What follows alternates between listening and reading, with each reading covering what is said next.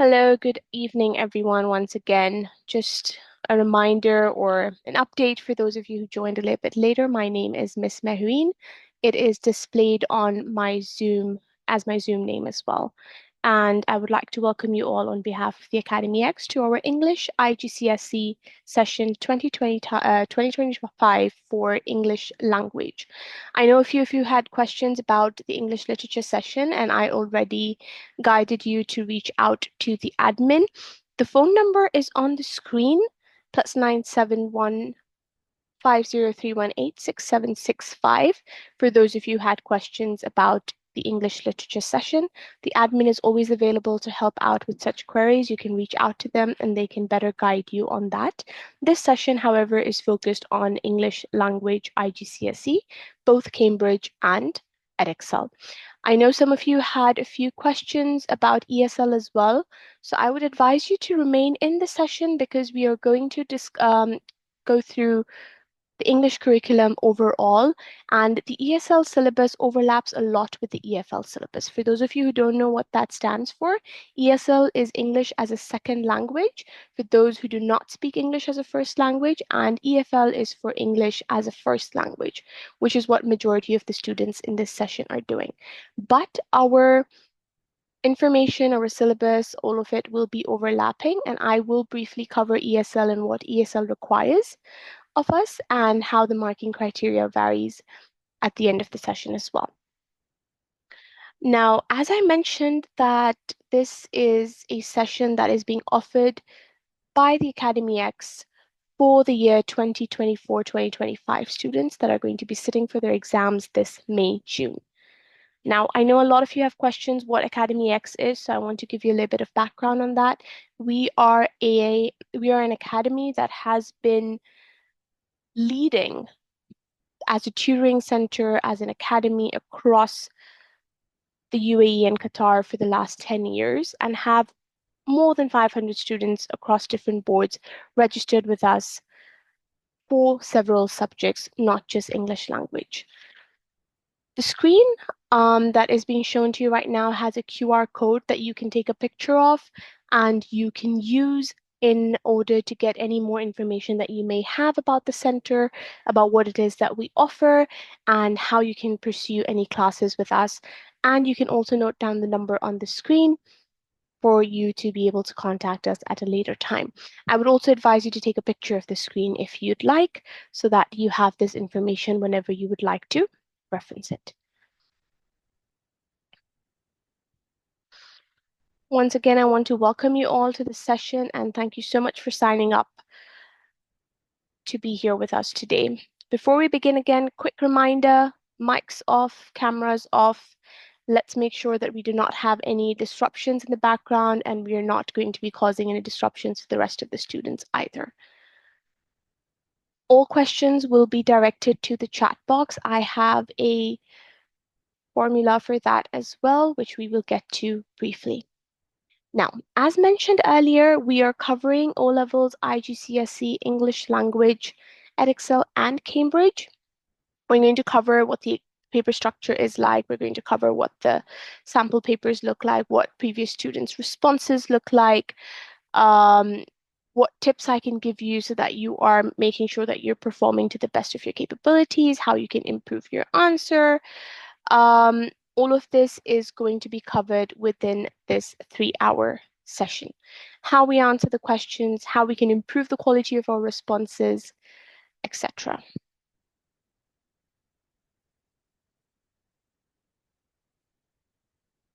So, as mentioned earlier, we were discussing a parking lot.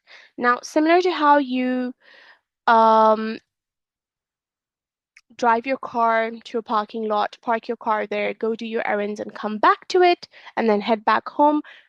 This is a metaphor for where we're going to park our questions during this session. So as to avoid the fact that we are not missing anything important, we're not overloading ourselves with information, I would suggest you grab a notebook, jot down any questions you may have by section, for example, section A, section B, or paper 1, paper 2. And then when we get to the Q&A session, the questions section, you can start to send those questions in, and I can start to tackle them and help you out. We have a specifically dedicated time slot so that I do not miss out any questions during the session. So you can all write down your questions somewhere and we can tackle them at the end. If in case it's a very urgent question, you can just drop it into the chat box and I will take a look and let you know. But I cannot promise during the session that I will always be promptly available to response, but I will try my best. Okay, let's begin. So, Cambridge English Language IGCSE Paper Code 0500 is divided into two papers, Paper 1 and Paper 2. Some of you, however, might have submitted coursework over the course of the year, which is also okay because a lot of schools offer that as an option to our students, that you either sit for Paper 1 and submit coursework over the course of the year, or you sit for both Paper 1 and Paper 2. That is completely something that is the choice of your school where you are going. If they're not offering you coursework, it is not something that can be attempted or taken by private students, unfortunately. It is only offered to school-going students. But our general structure is that both paper 1 and paper 2 hold 50% weightage of the grade, which means they're both equal in marks. Paper 1 focuses on reading. We have very structured questions, short and long answer questions. And paper 2 focuses on directed writing and composition, which is also known as essays. So we can take a look at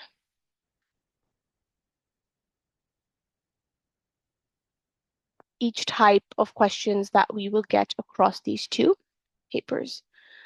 Yasin, you mentioned that you have a brother who is waiting in the chat room. Can you please send me his name in the chat so that I can cross-reference it? Thank you. All right. Now, moving on, we are going to take a look at the assessment objectives. I'm going to leave the screen here for a minute so that all of you can read through it. And assessment objectives are basically the marking criteria that we have. This is specifically focused on the Cambridge 0500 paper code. What we're looking for in your response for reading, what we're looking for in your response in writing, and for those of you who may have opted for speaking and listening, we have that section at the bottom as well. I will, however, be covering only reading and writing today. So our assessment objectives are divided through R1 to 5 and W1 to 5. R stands for reading, W stands for writing.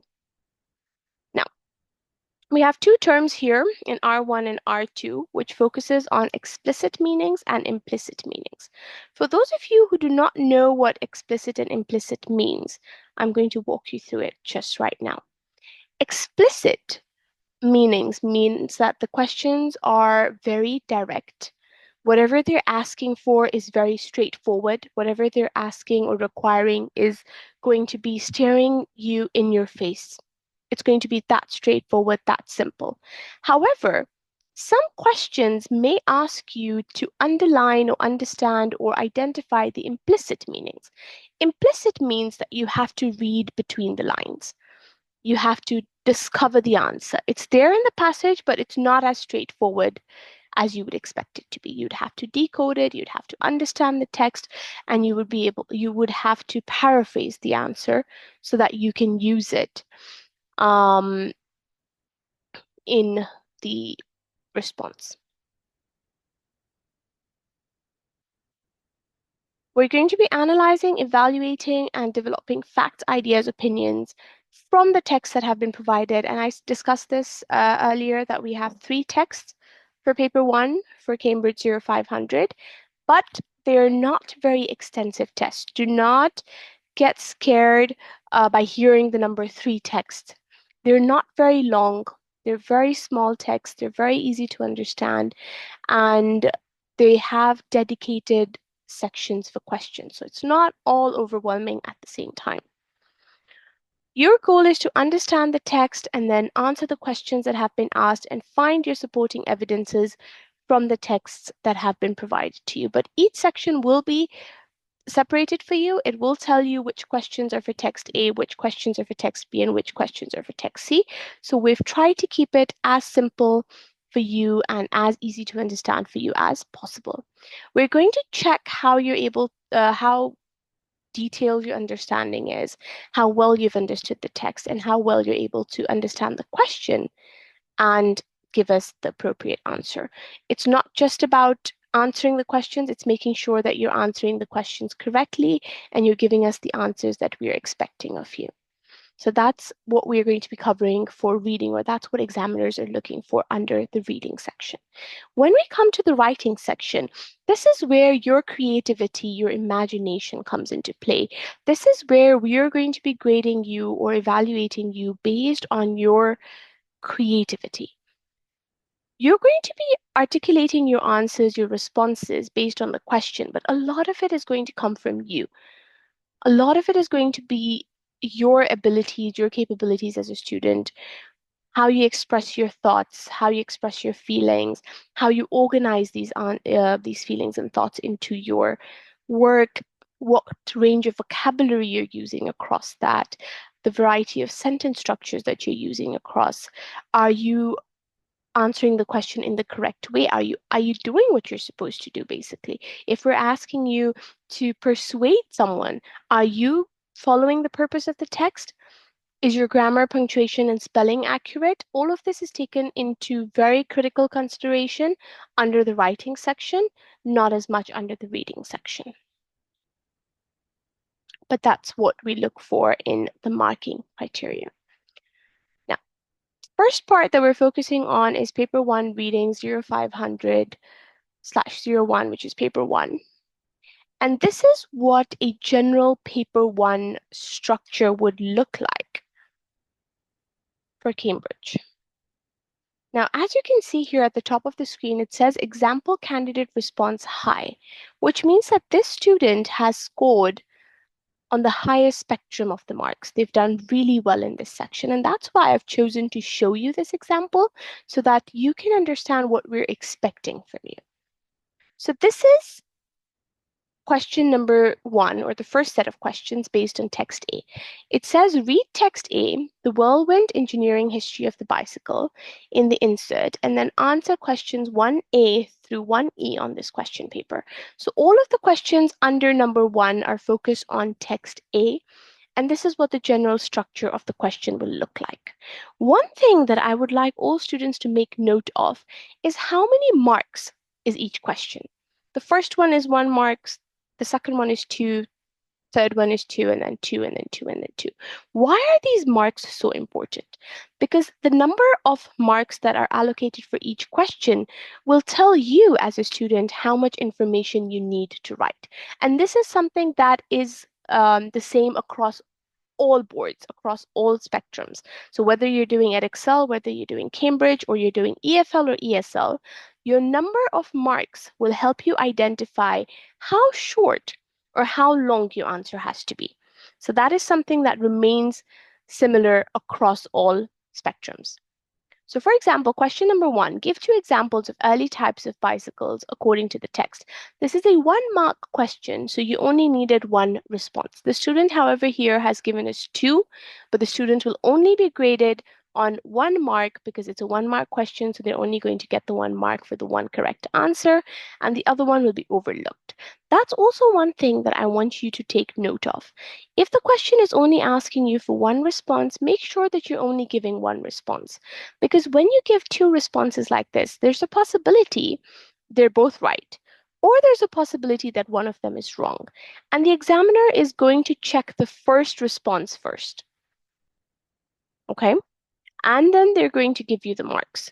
So if in case it says, give 1 example and you've given us 2 and one of them is wrong and the first one is the wrong one, you might not get any marks for it. If you're asked for 2 examples, then that means that both examples hold half a mark each. So in this case, both stride walkers and board shakers will get half a mark each, and the student will get a 1 mark 1 full mark basically for this question. So make sure that you're reading the question really, really well, and you're identifying what is required of you. So because it says 2 examples here, you give 2 examples. If it doesn't say 2 examples, you make sure you only give 1 to avoid any confusions, because the examiners will only check the first response. Regardless of whether the first response is right or wrong, it's always going to be the one that's going to be checked. So make sure you're reading the question very clearly. Moving on to question 1B, using your own words. I want you guys to make note of how using your own words is in bold. Bold means that the examiner wants you to focus more on that particular instruction of the question, using your own words. Again, this is something that's quite common across all of the English papers, whether it's ESL, EFL, or Edexcel, or Cambridge. If it says using your own words or write in your own words or any variety of your own words, it means that you cannot quote directly from the text. It means you cannot use anything directly from the text. You must always paraphrase it, rephrase it, use synonyms, use something that is completely your own, it's completely new, it's not in the text. So this instruction is very important. Make sure that you're following it, make sure you understand it before you attempt the question. Now, the first word or the first pair of words that you've been given here is curious transformation, and it's a 2-mark answer. So how do we divide those marks? Is that you get 1 mark for giving a synonym for curious, and you get another mark for giving a synonym for transformation. So that's how you get your 2 marks. Same thing for carefully straddled. You get 1 mark for a synonym for carefully and 1 mark for a synonym for straddled. We have examiner comments on the side that are helping us kind of identify what's going on. So as you can see here, that the candidate's explanation offers meanings of both curious and transformation. That's why the student gets 2 out of 2. And again, the candidate provides us meanings for both carefully and straddled, and that's why the student gets 2 out of 2. So you can do this in simple 2 terms, like I could have just said unusual change and still gotten 2 marks. I could have said cautiously sat on top and still gotten 2 marks, because with care or cautiously generally means the same thing. So either one of that would have been okay. Changes and improvements is the same thing. So either one of them is okay. The goal is a 1-to-1 ratio. So 1 synonym for each of the 2 words that have been given for you to get your 2 marks for that question. Moving on to 1C. Now 1C, 1D, and 1E usually have a similar set of instructions. They ask you to read a certain paragraph. Read paragraph 3, read paragraph 4, read paragraph 6, etc. These questions can be both easy and difficult, and I'll explain to you how.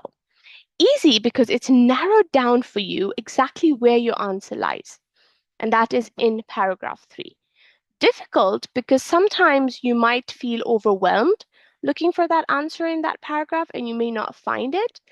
But unfortunately, this question has very clear instructions that your answer has to come from this paragraph. So whenever you get a question like this that is directing you to a specific paragraph or specific set of lines, make sure that your answer does not come from any place else. It has to come from that paragraph or from those set of lines, no matter what. So even when you feel overwhelmed, I would suggest take a deep breath, come back to the question. Do not waste too much time on that question if you feel stuck, because that's going to make you lose important time that you could have applied to a different question later on. So take your time. If you don't find the answer, if you feel overwhelmed by it, leave this question, go to the next question, maybe even finish the paper. And then when you're proofreading your paper, come back here and try this question again. Sometimes you might get overwhelmed in the moment and you might feel like you can't see the answer, even if it's right in front of you. Don't panic. Don't overthink it. Just come back to it later on.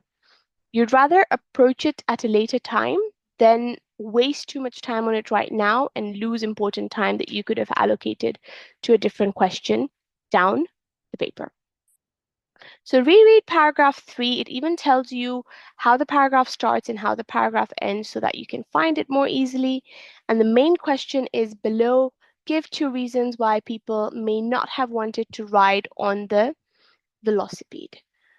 So 2 bullet points have been given in the paper, which means that you have 2 answers. Again, it's 2 marks, so you know that you're only supposed to give 2. And the length of the sentence again tells you, the length of the dotted lines here again tells you that your sentence is not meant to be very long. Your answer is not meant to be very long. Your answer is supposed to fit within that designated line. So let that also be a guidance to you, along with how many marks the question is, of how much detail you actually need in this response. I feel like question 1, A to E, are very simple. They are very direct. They are very short, lengthed questions. And you are not expected to overanalyze any of these. So I feel like this doesn't take a lot of time. Usually students get across this quite easily. The same thing comes into question 1D, which is reread paragraphs 4 and 5, and then again identify 2 main features of the penny farthing that made it look different from previous bicycles, and then explain why the safety bicycle was very popular in the year 1890s. So this is a 2-mark question, which means you only have to give 2 points. Again, you have been given 2 bullet points here and a designated line of length so that you know your answers are not very detailed. But D2 is a 3-mark question and you don't have bullet points. So when you don't have bullet points, but you have more than 1 mark that has been allocated to it, it basically means that you need to give us a paragraph response, but make sure that you have your 3 points separated really well. However, in this particular case, you can see that the student has only given us 2 out of 3 responses. It was easy to mount and ride, that would be response number 1, and it had a chain drive, which is answer number 2. The rest of this answer just tells us that it meant that they could sit at the center and it was safe, but it does not count as response number 3 because it's just an explanation of what a chain drive meant. So the student might have thought that I'm giving a lot of information which would give me 3 marks, but in this case, it's just an over explanation of something that wasn't necessary and we needed 3 individual points. So in this case, the student would only score 2 out of 3 and not 3 out of 3. So the same piece of advice for all of you who would be attempting this paper is that you want to make sure that you are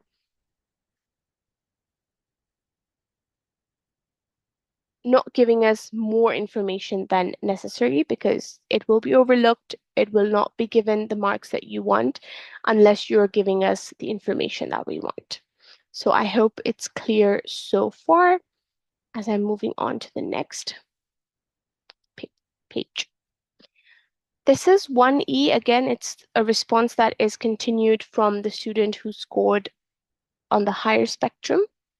We read paragraph 6 and 7. Again, it is similar to 1C and D. You have specific paragraphs to focus on. You have a 3-mark response, and the structure is similar to 1E, which is making sure that it's in paragraph form, but you are giving us at least 3 responses. But in this case, the student has also given us only 2 responses. It's a lot cheaper. So again, using your own words is key. Explain why you think the bicycle was voted the most significant innovation in technology. 1, it was a lot cheaper. And 2, it replaced the need for nuclear power.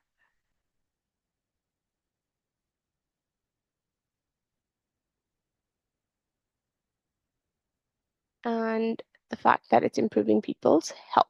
So the student has 3 responses, but only 2 responses are relevant. Why? Because nuclear power has got nothing to do with it being a significant innovation in technology. Being cheaper, yes. Who doesn't love a cheaper option? Healthier option? Even better. We all want to be healthy. But replacing the need for nuclear power does not have anything or any importance in the general consensus. Like, majority of us will not be bothered by the fact that it has replaced the need for nuclear power because we do not use nuclear power on a day-to-day basis. So we do not care about this option. So it wouldn't be relevant in this particular aspect. So when you are going to choose answers for questions like this, why you think the bicycle was voted the most significant innovation in technology, try to find responses that are generally applicable to a larger forum of people that would affect a lot of people, not just something that would affect um, one or two people, but something that would affect a larger group of people, because then your answer would make more sense. But still, 2 out of 3 is not a bad mark at all. So far, the student has done really, really well. Now we come to question 1F, which is focused on text B. And this is one of the questions that a lot of students find very difficult because of this terminology that says you must use continuous writing. And a very common question that a lot of students have is, what is continuous writing? And it's as simple as it sounds, you know. This is what I call an explicit question. It's very simple, it's very straightforward. Continuous writing, which means that there are no breaks. You have to write in one long paragraph, no bullet points, no breaks in between. There has to be a flow in your writing. Everything has to make sense. It has to, even when you read it, it has to sound very cohesive together. And you have to use what we call discourse markers. Discourse markers or transition words or connectors. Things like furthermore, also, therefore, additionally, lastly, secondly, firstly, all of these are discourse markers or transition words that are advisable that you have to use for your continuous writing so that there is a flow in the writing and everything makes sense, everything flows, everything has a very cohesive structure to it. And again, the second set of instructions is using your own words. So you have to make sure that majority of the words that you're writing in your continuous writing are your own. Obviously, there are some key words that you can't change. For example, the name of the person. You can't change that. Maybe there are some specific things like specific technological terms that you may not be able to change. For example, a bicycle is called a bicycle. You can't change that word. A cyclist is called a cyclist. We can't change that word. So we're not expecting you to change every single word in the text because then your writing would not make sense. But we are expecting you to use synonyms and rewrite the sentences in your own words as much as possible. Obviously, taking into consideration that you cannot change the major words without losing context, we try to stick to that as much as possible. Another key aspect is that your summary should not be more than 120. So 120 words is a limit for you. It's to tell you that you have to write in paragraph, but you can't write and write and write and write and go on writing. It has to be limited to up to 120 words or less. Now, Olivia, you have a question about a short paragraph. As long as your short paragraph is giving us the information that we need, because this is a 15 marks question, as long as that short paragraph has covered all of the main points, you will get the marks allocated. Always remember that it's not about the quantity of your response, but it's also about the quality of your response. Some students can give all 15 points in short paragraphs, and some might take 2 pages to write it. But do not keep yourselves under the delusion that if I write 2 pages, that means I'm going to score well. We're not grading you based on how much you've written, but we're grading you based on how valuable the information that you have is. So if your information is not making sense, it is not clear, it is not relevant to the question, you will not get graded, regardless of whether you write 5 lines or 5 pages. So always remember that the quality of the response matters more than the quantity of the response. So a very good thing that the student here has done is that the student has planned what they want to use in their question. Now, a lot of you students think that planning or brainstorming or mind mapping is a complete waste of time. However, it is something that a lot of examiners appreciate, and it is something that will help you improve the quality of your response because you are less likely to make mistakes while writing the main answer because you've already planned your answer out before. So this student wrote about roughly, I'm thinking, 14 points that the student wanted to discuss in her work. And as she kept writing them, she ticked off the ones that she had mentioned so that she was also in her mind very clear about the things that she had written, she had planned to write, and she had executed into her work. So planning your response may take a minute more. It may take a minute more or 2 minutes more than expected, but it will help you improve the quality of your response. Will you still get marks if your word count is less than 120? The goal is that it has to be less than 120. If it's more than 120, the examiner will stop. The examiner will stop grading your marks at 100, stop grading your work at more than 120 words. So anything after 120 words will be overlooked. Your goal is that you have to have it less than 120 because it says it should not be more than. So focus on not be more than. There are different keywords for different questions.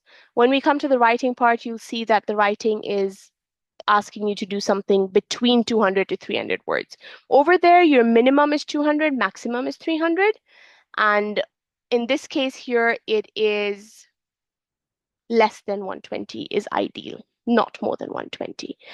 You'll be wasting your time writing it. You could have allocated that time somewhere else. And two, the examiner is not going to check beyond 130. I'm going to be very honest with you. So you might as well not put in so much effort. But I'm glad that you asked because that's a question that's something that's quite confusing to a lot of students. So the student has planned her response up above here, and then she starts writing her response at the bottom. And we're going to take a look at the rest of her response here.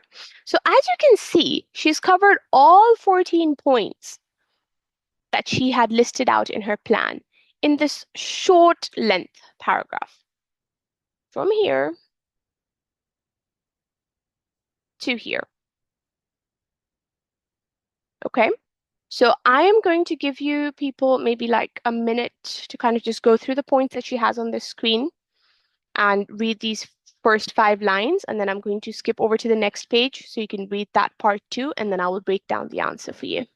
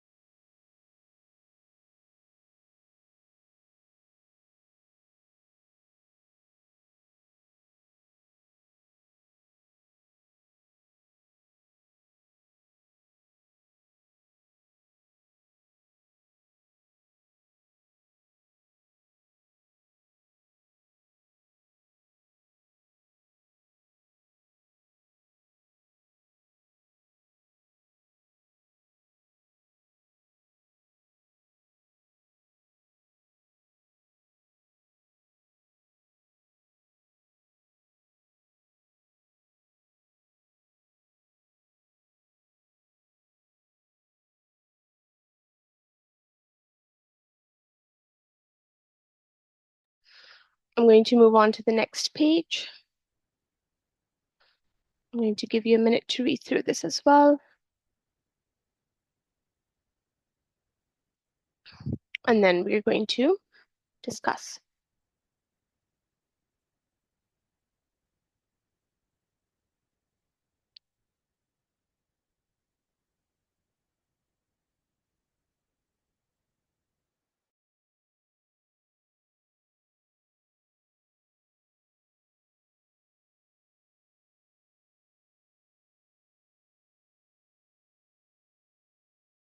Along with what the student has written, I would advise you to also read the comments on the site that the examiners have left.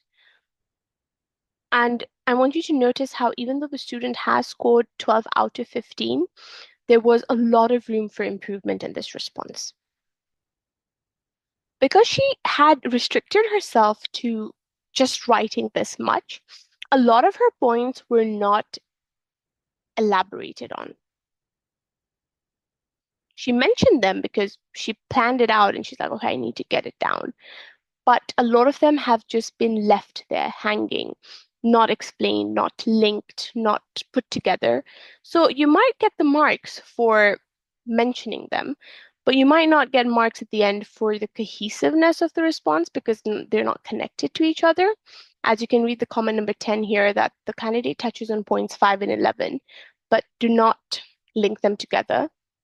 Then comment 11 says the text presents the long periods of climbing as a particular challenge. Similarly, the changeable nature of the weather during the tour is another challenge. And then the candidate only refers generally to the harsh weather conditions.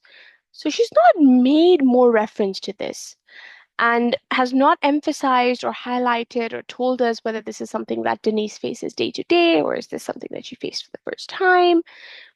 We don't have context. Context is very important in answers like this. Context meaning background information. So do not restrict yourselves or push yourselves to be like, okay, 15 marks means 15 points, 15 marks means 15 points. Because if you look at the comment here, it says that 10 marks are for the content and 5 marks are the quality of your writing. So if you look at it, you technically only need 10 points. The rest of the 5 marks are going to be allocated to how well structured your response is, how your sentences have been written, how they're connected to each other. So we're not just going to be like, oh, 15 points, so we're going to give them 15 marks. I think that answers your question, Fatima, that we need about 10 marks for your content. So 10 points is your goal. And the rest of your 5 marks, you want to focus on structuring your response, how you started, making sure that your points are expanded, making sure that they're well explained, making sure that you are using the discourse markers that we discussed. And yes, that's a possibility of why she has lost these marks, because she hasn't linked them very well, and a lot of those points are left hanging. So again, more is not always good. It's not like, okay, 14 out of 15 points means I'm going to score. More is not always a good thing. Making sure that you have linked it properly to the question, making sure that the structure is followed, making sure that you're meeting the requirements, which is 5 marks for the quality of your writing, is very important so that you can score the best out of the marks that are required. Rihanna, I don't know exactly how many more slides, but we have a few more.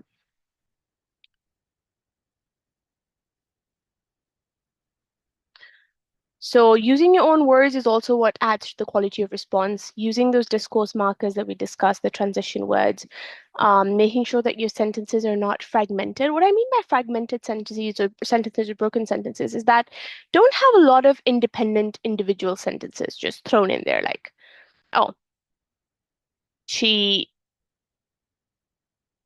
got bad weather, full stop. Her bicycle broke, full stop. She got stuck in the mud, full stop. A lot of those independent sentences are going to break the flow. Flow means that they're connected. If there are similar ideas, you can link them using commas, using conjunctions, and we can link those sentences together so that we can have a more cohesive response instead of a lot of individual sentences.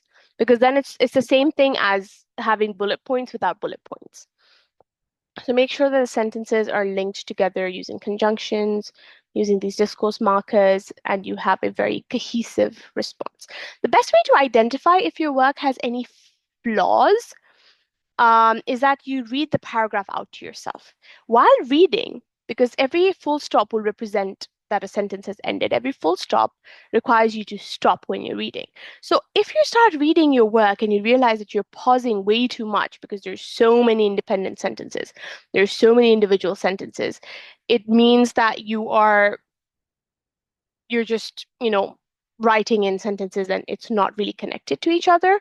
So when I say explore points, explain them. Exactly. Explain them in your own words. I'm not asking you to give me a 3-page analysis on what it means, but link them together in a better way, like explain what it did. For example, let's look at this question. This question says, what challenges did she face as an elite level cyclist? Elite level cyclist means someone who's been doing it for a while, someone who is experienced. So despite her experience, what challenges is she facing? So we're identifying her as an elite professional cyclist, and we'll say that a lot of the challenges that she faced were mental, or a lot of the challenges she faced were physical, and these were the physical challenges that she faced, and these were the mental challenges that she faces. And we're going to connect it to the fact that even despite her being an elite cyclist, she was still facing these. So this was not something that could be easily tackled by maybe a premature or an amateur cyclist, right? So we want to explain how, even as someone at a professional level, she struggled. That's how we're going to link them. So it's not just about putting sentences together, we're making sure that it's answering the question and it's relevant to what the question needed from us. Which brings us to text C, which is the third text. Again, as you can see, 1A to E was based on text A, sorry. 1F was based on text B, and then now we have text C.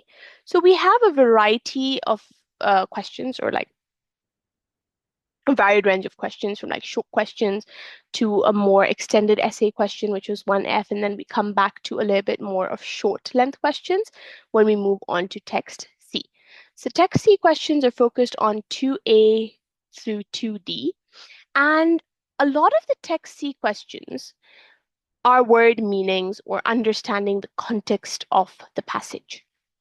If you have practiced a few past papers, you would be familiar with this, that most of them are going to be linked on knowing your vocabulary, knowing what the text means. And they are very straightforward. I mean, they're all single mark answers, but they can be a little bit difficult if you may or may not know what a particular word means in a text. Now, we do have a few tricks for this. The thing is that when you're reading a text, there are generally going to be a few words that you may or may not understand. I'm not expecting you, neither is any other examiner expecting you at this level to be knowing all of the words in the dictionary. It's not possible. Even for me as a teacher, it's not possible for me to know every single word that exists out there. But we're trying to see if you're able to understand the text through this activity. We're trying to see if you're able to understand or locate those words in the text. So what happens, or what I would advise you to do for text C especially, is as you're reading text C, underline any word you might come across, any word that you might come across and you do not know the meaning of. Just underline them. Because there's a possibility that that might be one of the words we're looking for in the questions, or that you might need that word later on down the line. But you're also underlining them to identify to yourself that this word I don't know, but maybe if I come and read the question in question 2, and then I go back to the text and I find one of those words that I underlined, and I read that sentence, and I'm like, okay, maybe this sentence sounds like what the question is asking me, so maybe this is the word. Because the goal is that I do not want you to leave any answers blank. There's a higher chance for you to score on a gut feeling, especially for a question like this, or like a guess for a question like this, rather than you being like, I'm just not going to do it. I'm just going to skip over it and I'm not going to do it. There's a possibility that maybe one of the words that you identified or highlighted earlier on or annotated earlier on as a word you didn't know might be one of the words that we're looking for here. And when you read the meaning and then you go back to the text and you're reading the sentence, you're like, okay, it makes sense. Maybe this is what it means. Because if we look at question 2A1, Sony's phone is sparkling in the sunshine. The answer is winking. Now, winking, if I just read winking on its own, we associate winking to our eyes.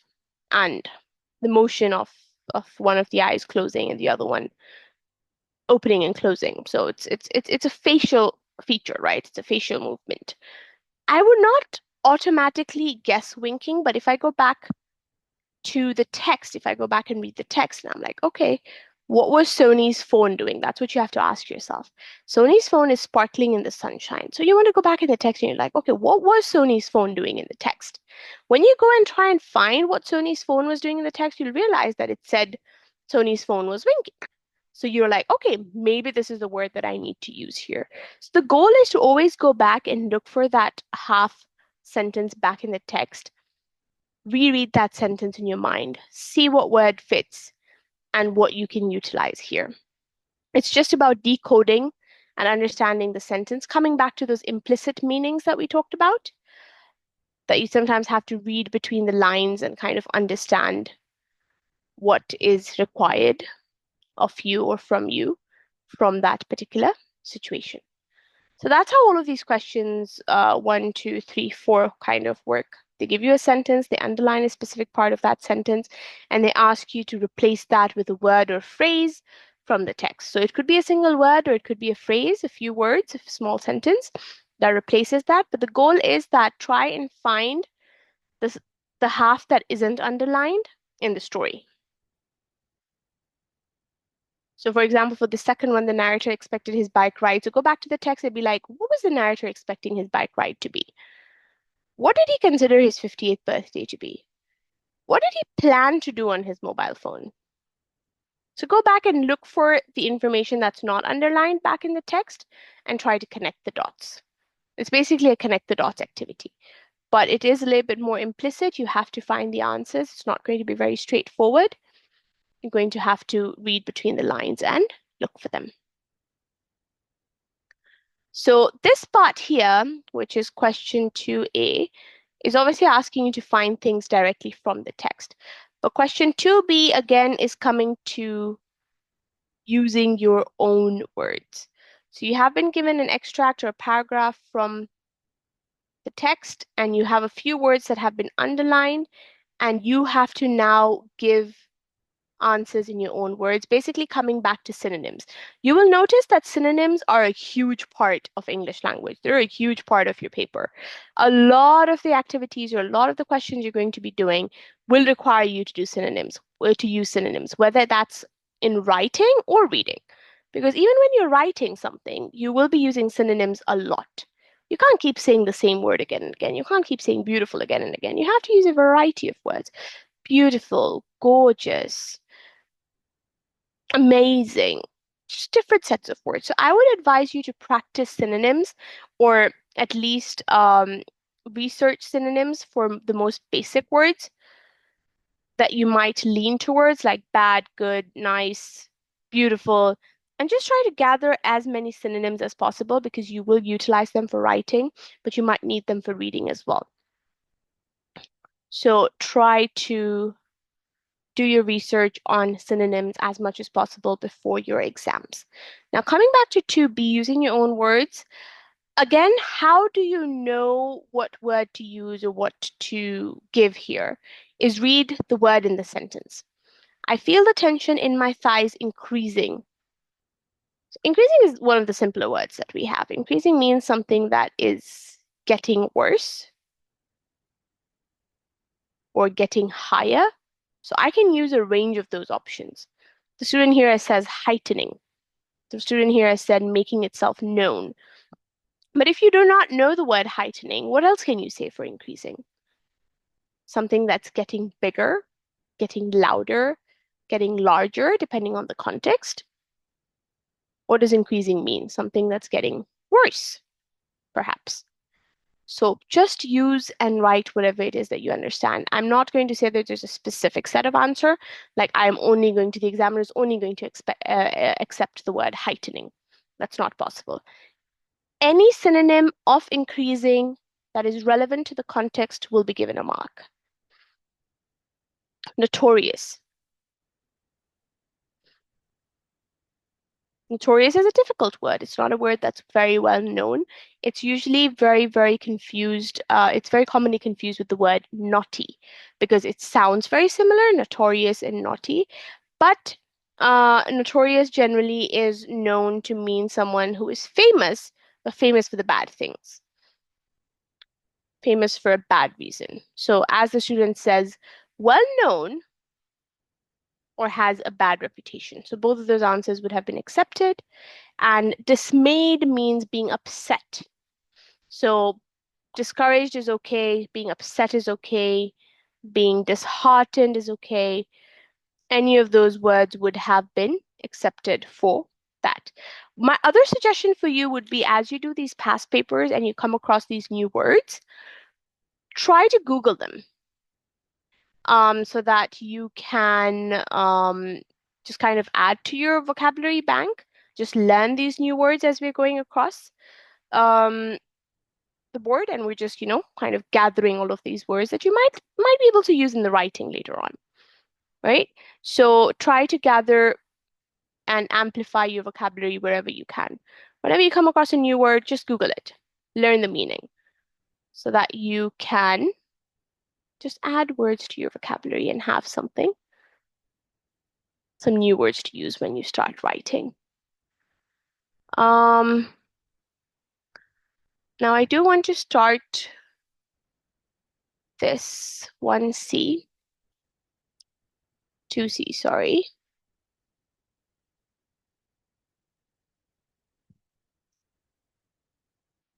I'm just gonna check something. Okay. Okay, let me go through 2C first, and then I know that it's prayer time for a lot of you, so I will give you about 5 minutes. So let me just finish 2C, and then I'll give you a 5 minutes break, but do not leave the meeting. Just stay in the meeting, just pray and come back, and I will start in 5 minutes, but let's go through 2C first. So use one example from the text below to explain how the writer suggests the father's experiences and feelings as he starts the sharp incline on the hill. Two very key important parts. Every time you read a question, identify the key words. Experiences and feelings in this question are the key words. Okay? How has the writer suggested the father's experiences and feelings as he starts the sharp incline on on the hill? And this is the text that they've given you. An advantage for a question like this is that you don't have to go through the whole text. You have a specific extract to focus on that kind of narrows things down for you, and I think that's great because it's less overwhelming. So you only have this particular extract to focus on for this answer, so it's easier for you to get across and get it done. Again, this is a 3-mark answer, so we're looking for 3 separate points that talk about either the experiences or the feelings.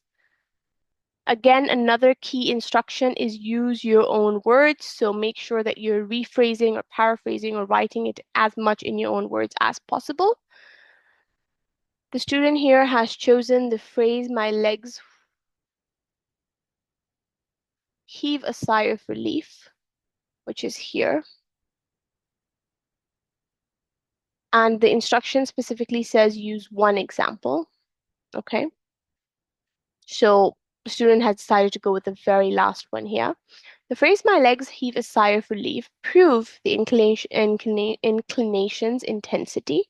So basically it is saying that the inclination was getting tougher. And it also emphasizes the father's exhaustion. The writer personifies his legs as out of breath.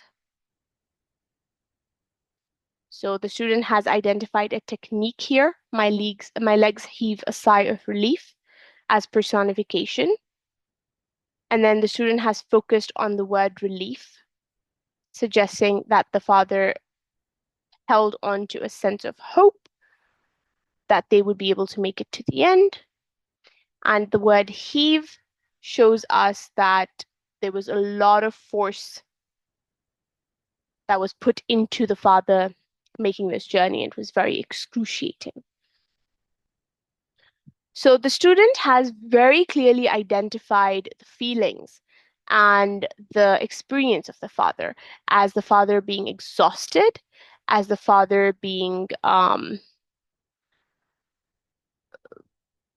in excruciating pain, the father going through this intense movement, and has very nicely given us a detailed explanation. I know one of the students had asked me how we're expected to like explore. This is how we're expected to explore. So for this question specifically, the exploration part is easier because we have a specific evidence to focus on. My legs heave a sigh of relief, which can be broken down into multiple aspects.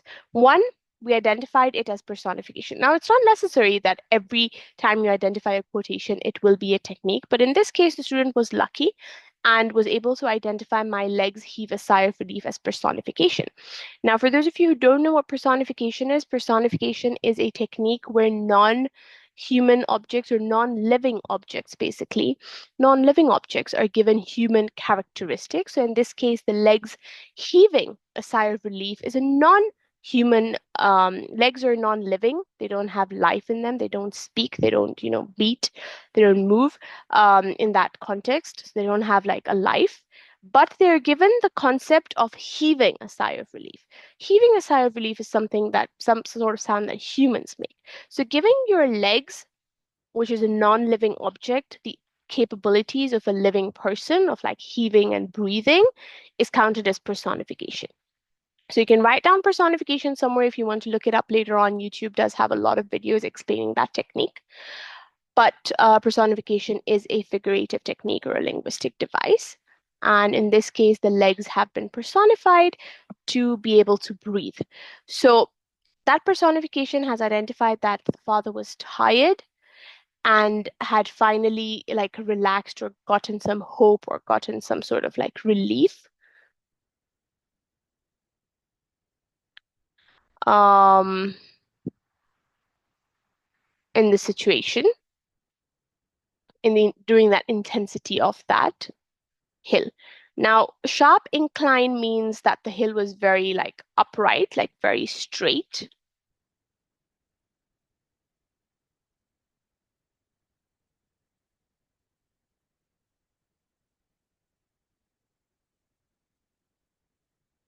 And so it's very difficult to climb. I don't know how many of you ride cycles or have walked up hills or gone mountain climbing, but you know that the straighter the mountain is, the harder it is to climb, right? The more like slanted it is, the easier it is. But the harder it is, or the straighter it is, we find it harder to climb. So that's called an inclination, like how steep or how straight a hill is or a mountain is, that makes climb easier or hard. So basically, the student has focused on how the dad was exhausted, and then the out of breath part of the text, the heaving a sigh of relief, shows that he was out of breath from that climb, from that exhausting climb. And relief suggests that he felt relaxed, he felt a sense of hope. And heave suggested that the whole thing was quite brutal. We call this a zoomed analysis technique, where the student can choose to focus on specific aspects or specific words of the quote. So you can choose to explain the whole quote as one explanation. The student could have chosen to say that the personified phrase shows that the father was exhausted and finally took a breath um, because he felt a sense of hope and that his brutal journey was over and the excruciating part was done, blah blah blah. We can explain it as one whole quotation, or we can break it down into the zoomed analysis aspect and focus on specific words as well. Both of them are acceptable. Both of them are um, okay as long as they have been explained properly, they're comprehensive, they're clear, they're understood, and they're covering the experiences and feelings that the questions are asking about. It's covering the key points, you will get your 3 marks. So the technique isn't what's important, it's the information that's important at this particular point. Now it is around 7:22 in the UAE and Dubai and around 6:22 in Qatar. So I will give you guys a 5 minutes break. I think it's 5:20, yeah, 6:22 and 7:22. So I'm going to give you people a 5 minutes break for those of you who want to maybe use the restroom, pray, grab a glass of water or something. I would suggest not to leave the meeting because then I'll just have to add you back all in, and I don't want to add any um, wrong people or people who are not meant to be in the session and might not add the correct members in. So just make sure that you're still remaining in the meeting. Just mute yourselves, take a 5 minute break, walk, stretch your legs, grab a glass of water, use the washroom, pray, whatever it is, and we will meet back at 7. What did I say? 7:22, right? So it's 7:23 now. So let's do 7:28 or 6:28. 5 minutes, everyone. I will start in 5.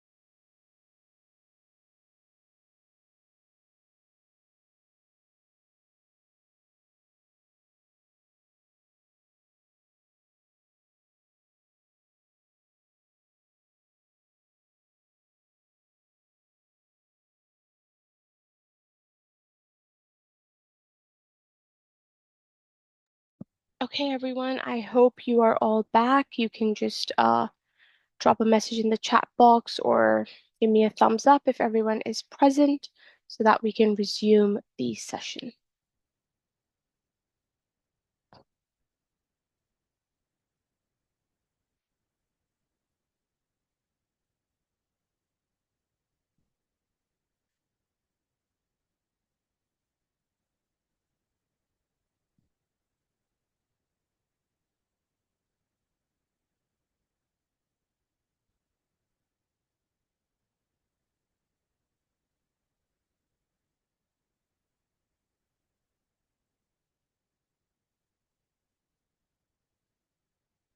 I'm going to scroll to the next slide so that those of you that are here can just start reading it. And in the meantime, we can just give them maybe a minute or two more.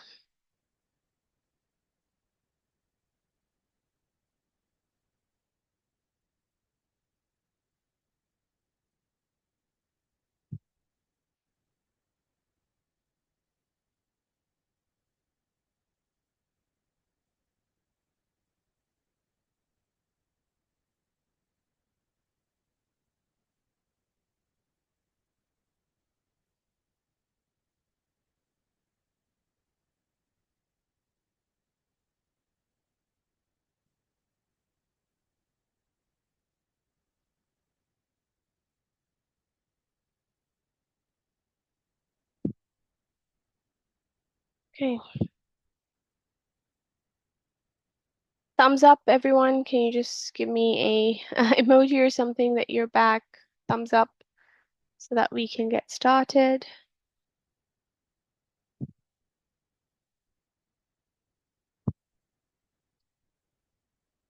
Okay, great, great. Majority of you are back.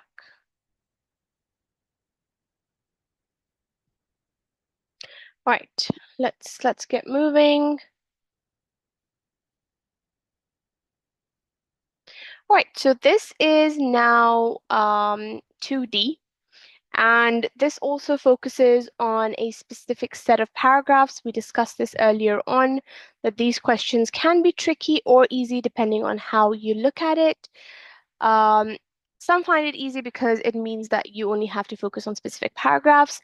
Some might find it difficult because it gets overwhelming when you can't find what it is that you're looking for. But let's take a look on how we can tackle this particular paragraph question. So in 2D, it says reread paragraphs 2 and 12, and then it has mentioned to you where paragraph 2 begins and where paragraph 12 begins, and where each of these paragraph ends. The goal is to explain how the writer uses language to convey meaning and to create effect in these paragraphs, and you have to choose 3 examples of words or phrases from each.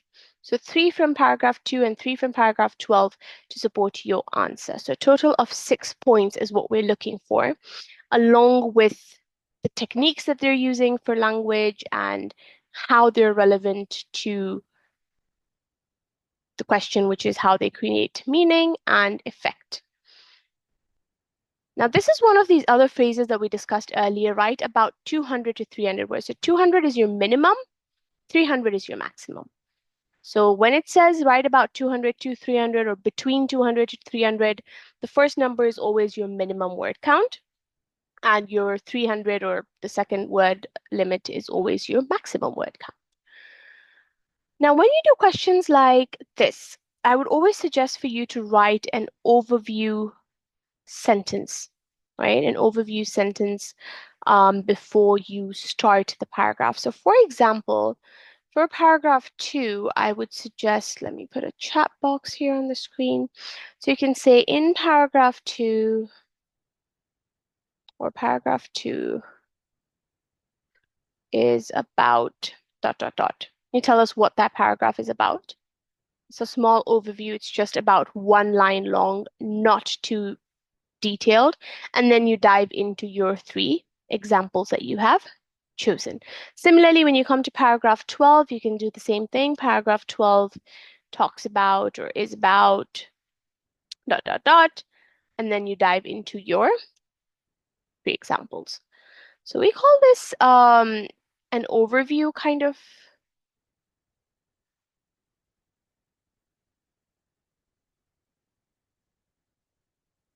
sentence which just summarizes a little bit about what the paragraph is about before we dive into it. Let's take a look at what this student has covered. So the word gulp signifies the urgency and desperation the father has for water. And then she's explained it, and like sipping, gulp means that the father's drinking it very harshly, very excessively, and it creates a dire and quick pace within the story. So the student has nicely touched upon the fact of what kind of effect it creates, right? The next thing that the student has highlighted is that additionally, the line too much, though simple, is an insight into the father's headspace and inner voice. The short line, so again, the short sentence, paints his voice as sudden and with surprise, painting a visual, creating a picture, beautiful words, um, that the amount of water had alerted the father, adding even more panic into the paragraph as he's in a rush. And then finally, one crucial drop is played as a hyperbolic phrase. So again, another technique has been highlighted, which could add to the father's desperation and sanity, as well as heat. Crucial signifies its importance to the father. It is a need for him. The writer has used this phrase to suggest that his right holds much significance to him and his need to prove himself. Drop is a reference to the father's lost hope and resort. So I want you to focus on how the student has given us an explanation after every quotation right away. She hasn't listed all of the quotations at the top like a bunch, and they haven't grouped them all together. Each quotation that the student has identified has been given its own explanation. And that's exactly the kind of structure we're looking for in your response. So this is a 15-mark question for Rehan who's asking. And the 15 marks are divided in a way that you're going to be getting 7.5 marks for paragraph 2 and 7.5 marks for paragraph 12 strategically, right? But the main idea is that you have identified the correct points, the correct evidences, and then you have explained them. Okay. As we can see here that each half of his answer is clearly and precisely focused. They do not consider how another adds to the effect of gulp. They're only focusing on the main word, which is gulp, which shows that gulp was an emphasis on how direly or how desperately he wanted water. The answer offers a full explanation on how this example works in context because we have an evidence and we have an effect.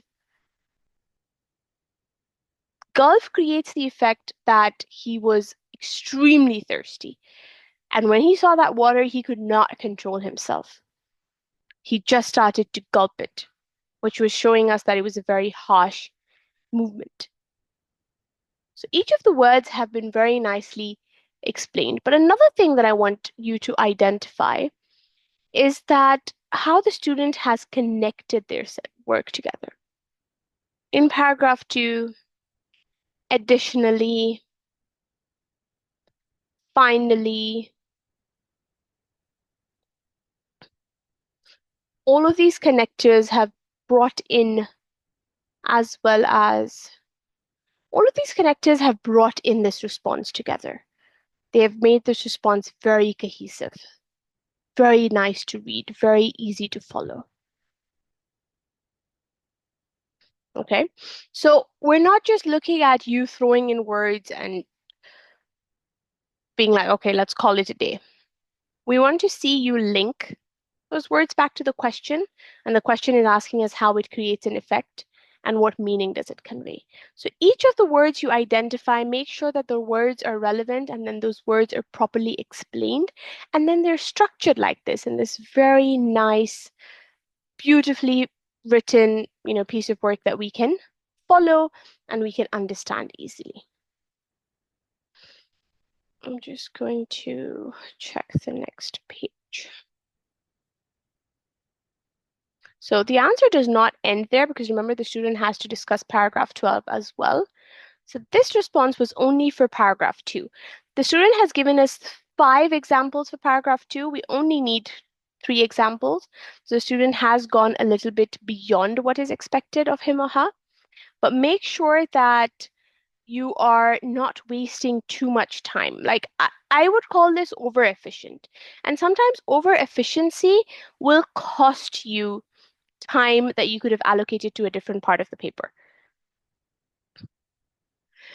Ariba, it's not important to have an opening sentence for each paragraph. It is nice. It is part of what the marking scheme expects of us, but it is not something that will cost you um, the quality of your response.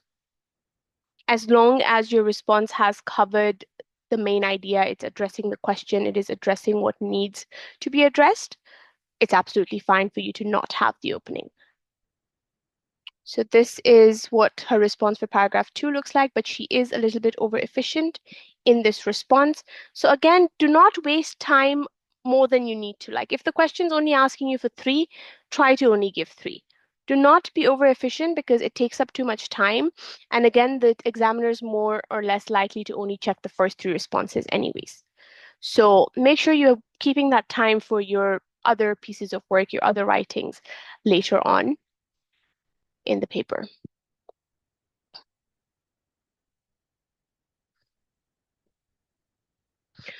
Now let's take a look at her paragraph 12 answer. So she has meander lazily. The writers meander lazily to prove the road as nonchalant, a complete juxtaposition to the father's frantic state. The line paints the road with a swagger like a cool cat. Figuratively, this visualizes the road. So visual imagery, nice connector here. Similarly, the road is also referred to as a mocking, gravelly promise. But is outwardly teasing the father, right? Using mocking to show how the father is reacting to its path, gravely to suggest that the physical aspect of the road, and promise as a forewarning. The last line, tickling, used as a vivid sense. The writer incorporates this to add more disorientation to the father. Although the word is commonly paired with joy or laughter, he seemingly innocently acts it as a threat to show the fumes from the car infiltrating his senses. So here the student has stuck to, I would say, 3 evidences. Just one of the evidence she's broken down into more details, the mocking gravely promise. But she's very nicely explained how and what techniques are used and how it's elaborated and how it creates or paints an image. Now, in the previous paragraph, she talked about a hyperbolic statement. A hyperbole is an exaggeration technique when we over exaggerate something. For example, when we say that I'm so hungry I could eat an elephant, it's not possible for us to eat an elephant, but we over exaggerate our hunger using statements like that to just kind of amplify how we're feeling or emphasize how we're feeling. So hyperbolic statements are exaggerated statements to make sure that we're emphasizing the point. And here the student has used the term juxtaposition. Juxtaposition is a technique that is used to present contrasting ideas in a text. Again, you can jot down these terms and you can look them up on YouTube at a later time in case you want further explanation on what these techniques are and what they mean. But the student, similarly to how she had answered the paragraph 2 part, the paragraph 12 part, she had very clear identification of the words. She was able to explain the effect of these words on the text. She talked about how the father was reacting to it, how those words made a difference, how it created a picture in the image of the audience. Everything was done very well, very smoothly, was written really nicely. And overall, the students scored a 13 out of 15, all because she had remembered to connect it back on how it creates an effect. Sometimes when we do these questions, we only identify the language features, but we forget to connect it back to the question. Please do not skip that part. That part is very important. If the question is asking you how it makes someone feel, or what it conveys, or what effect it creates, or what mood it creates, make sure that you are addressing that in your answer so that you are getting the most marks out of it. How do we prevent ourselves from just repeating our main points in a closing statement or maybe 3 lines? I would just suggest to reread your answer, proofread it to understand that you're not saying the same things again. We don't have a specific rule on how to avoid repetition because a lot of students get anxious and they start saying the same things again and again. But proofreading is key. Just go back and see if you might have said it above and you've said it again. Take out the part that is repeated, that doesn't make sense. And again, synonyms are your best friend. different words with the same meanings. Rephrasing it in your own context will help you a lot with making sure that you are communicating things in different ways. But it's just about nerves. I think most of the students do a lot of repetition because they get very anxious when they're doing the paper. So maybe plan out your responses, jot them down. When it tells you to focus on specific paragraphs, like paragraph 2 and paragraph 12, go back to those paragraphs in the text and start annotating the points that you want to identify and make sure you're sticking to them so that you're not repeating what it is that they are asking for.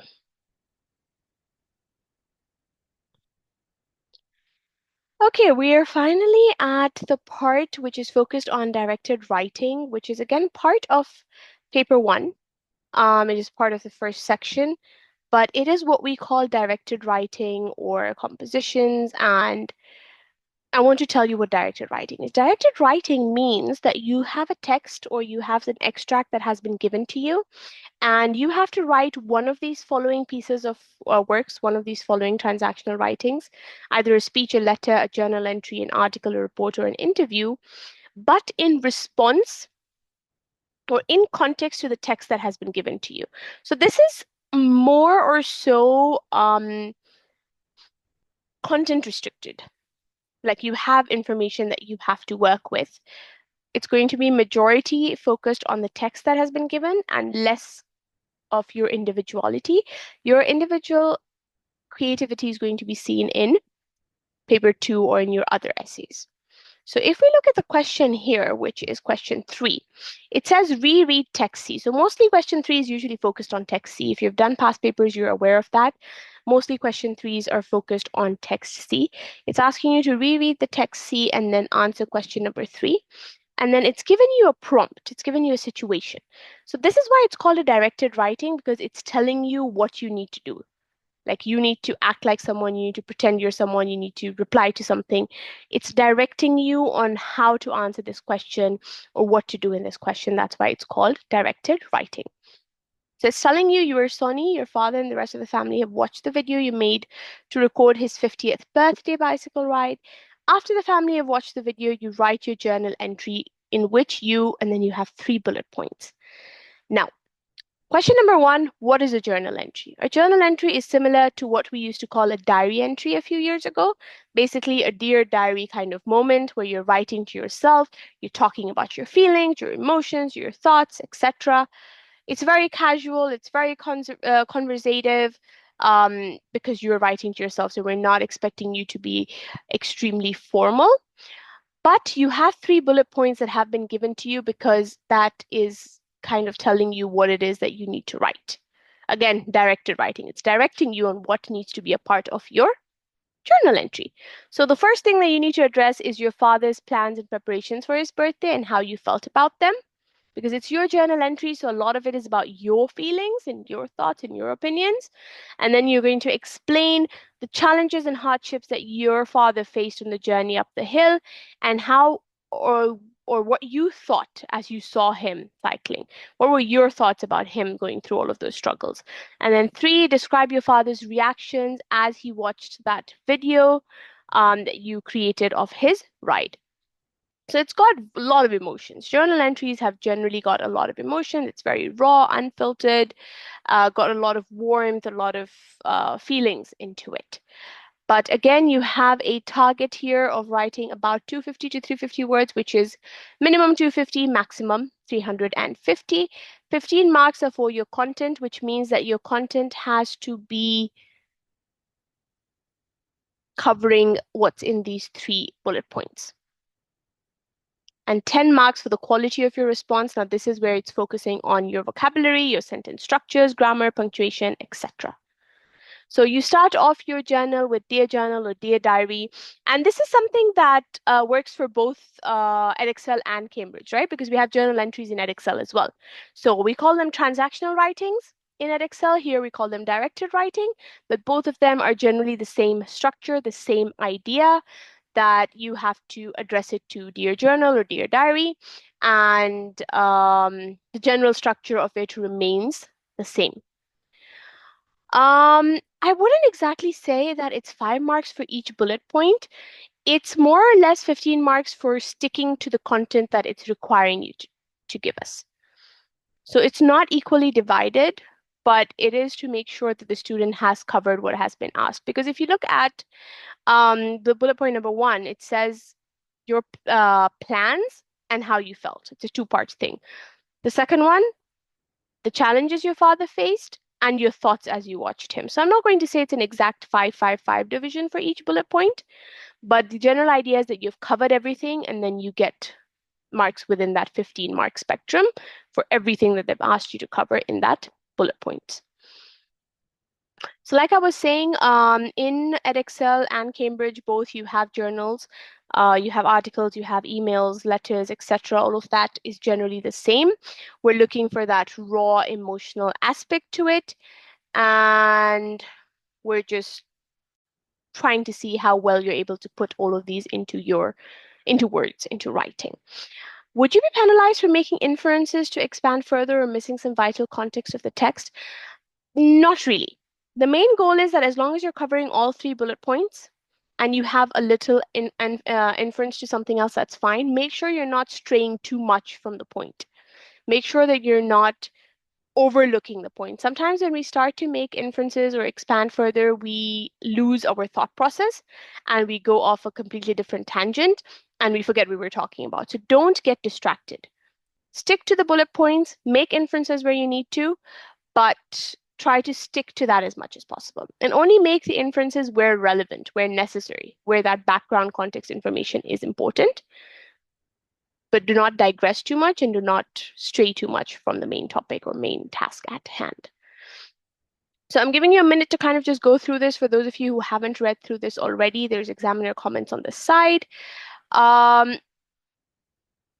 The student here says, we've just finished watching Dad's 50th birthday bike ride video I made for him. It was quite awkward, so I've decided to write in here instead. This is what we call an introductory paragraph, but always try to remember that your journals and your diaries are only meant to be read by you, right? That's the general idea of it. So you don't need an introduction paragraph per se for the journal or for the diary entry because it's just you. You're writing to yourself. You know what's happening. So the introduction here was a little bit unnecessary. It's not like you're going to lose any marks for it, but if you hadn't have written it or the student hadn't have written it, it would have been okay. But it was maybe something that helped the student gather their thoughts, but it wasn't something that was necessary to the structure of the response. Dad had done so much preparation and planning. He invited everyone around for foods such as cake and crisps, but I knew he'd want to do something more. I thought having the family around was rather wholesome. I guess it wasn't enough. His main plan was to do the big bicycle ride, more so to prove to everyone and himself he could still do it. If I'm honest, I didn't think he could, but I admire him. So the candidate's reference to inviting the family around suggests that this was a usual kind of celebration for his family. So again, journals are very personal. They're kind of like picking up a conversation where they left off. So a lot of these situations might just seem very familiar. The candidate includes and develops ideas for the first bullet in this paragraph, which is describing what the father's plans was, what his preparations were, and how he felt about them. And he thought that his father's plans um, were not what he would have thought. Like he thought he wanted to do something more, and he was right. He ended up wanting to do the bicycle ride. So feelings have been discussed, the plans have been discussed, and the preparations have been discussed. His doubts, Sony's initial doubts, comment number 4, about his father's capabilities are suggested in the text, for example, in the reference to his age. Now, your thoughts of watching him cycle, which was bullet point number 2, has been addressed by Sony quite ahead, which is okay. He's addressed that he didn't feel like his father was in the perfect shape for this, but he's addressed it, and he has kind of mentioned it in this paragraph here, which is fine. He acknowledges his father's efforts and how he felt about his father's choice of activity for his birthday. And then we move on to the next thing. He invited his friend Rob. He had planned to stay in the car. I thought that was pointless. I don't see why we should have bothered since he didn't actually cycle or record. So Sony expresses his displeasure over the fact that the father invited a friend called Rob, who did not get out of the car, so he thought it was pointless. Again, he's just talking about his feelings. On the journey up the hill, I could see Dad was really struggling. He looked as though his legs would have been on fire. At the rate his thighs were moving, I remember feeling really proud that he'd gotten this far. In his face, you could see how hard he wanted this. Blah, blah, blah. His face started to scrunch up. He was hunched. So he's given us quite a lot of description on how the father felt. Um, During this session, he's also talked about how he felt about his father. He was proud of his father. He was proud of what his father was achieving. But he was also addressing the fact that his father really was struggling um, while he was doing this. So he's covered bullet point number 2 really, really well. And he's covered the general idea of what it is that the bullet points have asked or have required him to do. And then I was almost sound for him making. I could tell he was embarrassed, especially since it was all being recorded. I wanted to tell him he was doing great, but he was too focused on getting enough oxygen in his lungs. The look on his face was heartbreaking. I could see his more bottle. There was a glint of self-loathing. So again, there's just a lot of description, parts from the text, inferences from the text. Anusha, you were asking about inferences, right? So he's made a lot of inferences here from the text about how his father looked and felt, and all of that context about being embarrassed and his legs burning. A lot of that is from the text, so the student has made it, but because it's relevant to the question, it isn't something that's digressing from what he needs. He has done really well. But if he would have gone on talking about that and not tied it back into, his feelings and how he felt about his father and the challenges that he faced, then he would have digressed and would have lost marks. But because it was relevant to the question, it worked out in his favor. So the student has done really, really well. If you look at this last part of his response, he has used a lot of ideas. He has a lot of suggestions from the bullet points from the text that have been used. He's talked about his dad's feelings, his feelings. Everything in the bullet point has been addressed really well, and that's why this is a high level response, which means the student has scored really, really well in his answer because he has addressed all of the bullet points the way he was supposed to. So in the end, he has signed off as with his own name, Sony, which is something that you should be doing when you address your um, journal entries as well. So you sign off with your name at the end. And then this is where he closed. I think he made a mistake. The student wrote Sony here, but had one more paragraph. I think it's just something that, an afterthought. He just thought of something later on and wrote it here in the end. And I think he came back to bullet point number 3 here. So this student was given a level 5 mark for this response, which is 23 out of 25, which is really, really good. Anything above 20 marks is a really good mark for a question like this, for a directed question like this. So the student has done really well. Obviously, at the end of the session, we will share this PowerPoint with you and the links to a lot of these materials so that you can read through them properly and read through the comments properly so that you can have a better idea of what's happening, just in case you have any more questions. We're finally moving on to paper 2, which is again called directed writing or descriptive or narrative. And we have the same set of options: speech, letter, journals, articles, reports, and interviews. Obviously, we don't have time right now to go into excruciating detail of each of these, but I will give you a general idea because we've covered journal. And then this next example I have is an article. So we'll cover what an article requires of you. And then I have some links here for speech and letter that I will share with you at the end of the session. So you can look up those examples as well. But we will cover one more type of directed writing, which is an article in this particular example here. Now, articles are very common as part of our directed writing. Again, this is a directed writing because you have instructions and you have text. So you have to read text A and B, and then you have to use ideas from text A and B to write your article. So you need to find answers from both texts. My advice is read the question first. The question is asking you to find what people's views and attitudes are towards new technology, and then give your own views. So now when you start reading text A and text B, you're going to look for those things first. So my advice for questions like this is that you should read the question first so that you know what the question needs, and then go ahead and read the text so that you can annotate accordingly. So that will save you time. You don't have to read the text twice. You can simply just read the question first, then read the text and start your plan, start your annotations right off the bat. So you can also kind of write them down on the paper, like text A and text B, and jot down a few bullet points of the things you want to discuss in both of those, and then add your own views and ideas as well, kind of like build your plan, brainstorm and mind map, and then start your work.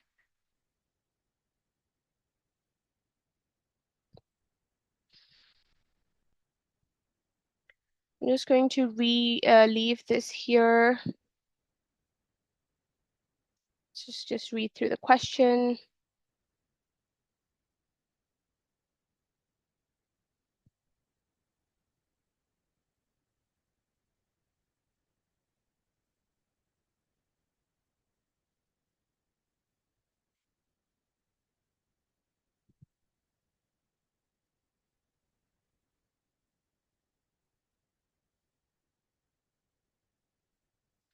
Okay, so again, the same set of instructions, 250 to 350 words, which means 250 minimum, 350 maximum.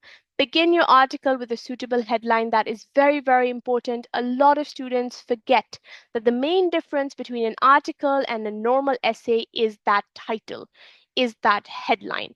It is the same set of instructions for Edexcel or Cambridge or ESL. Whenever you're writing an article, make sure that your article has a headline.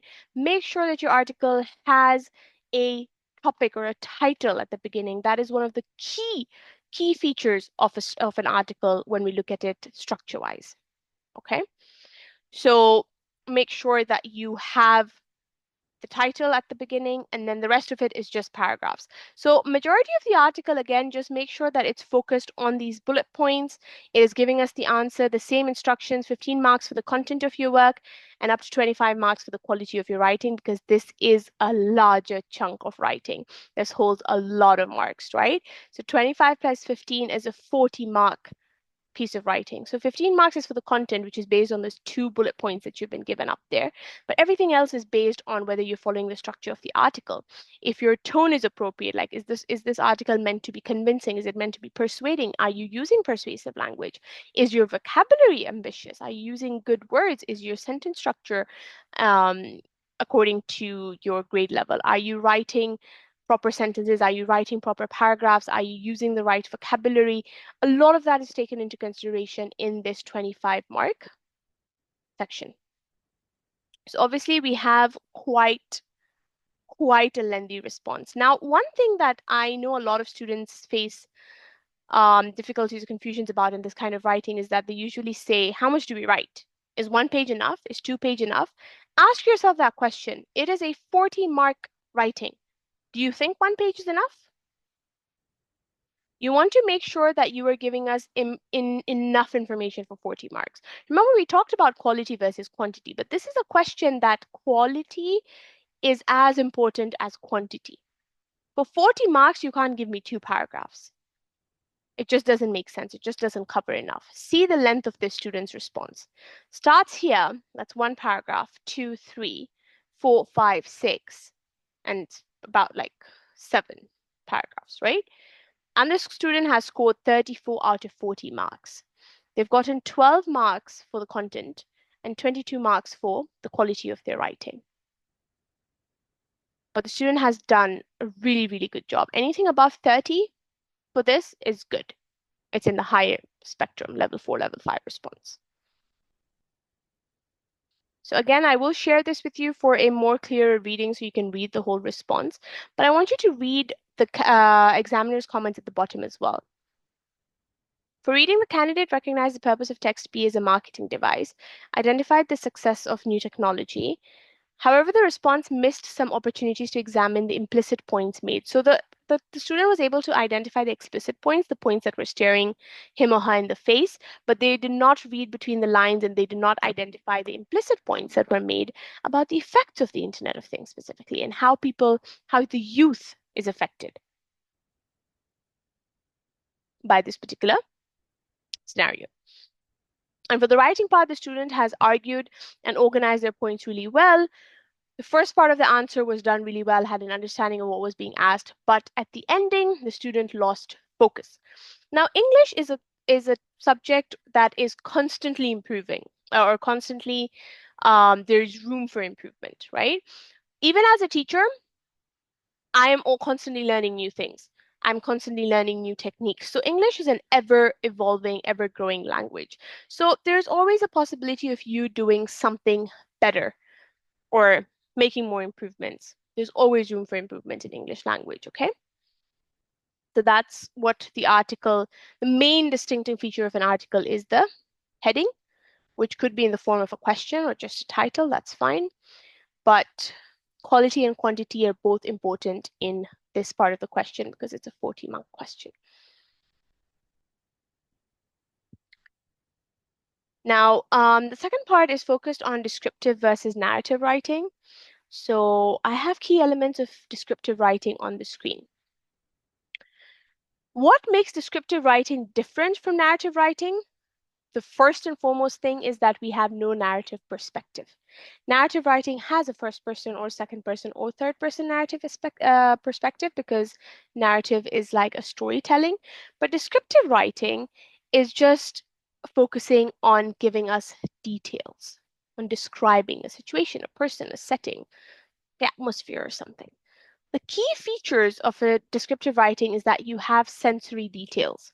Sensory details meaning your five senses: sound, smell, taste, touch, and hearing. These five senses are being touched upon in your writing.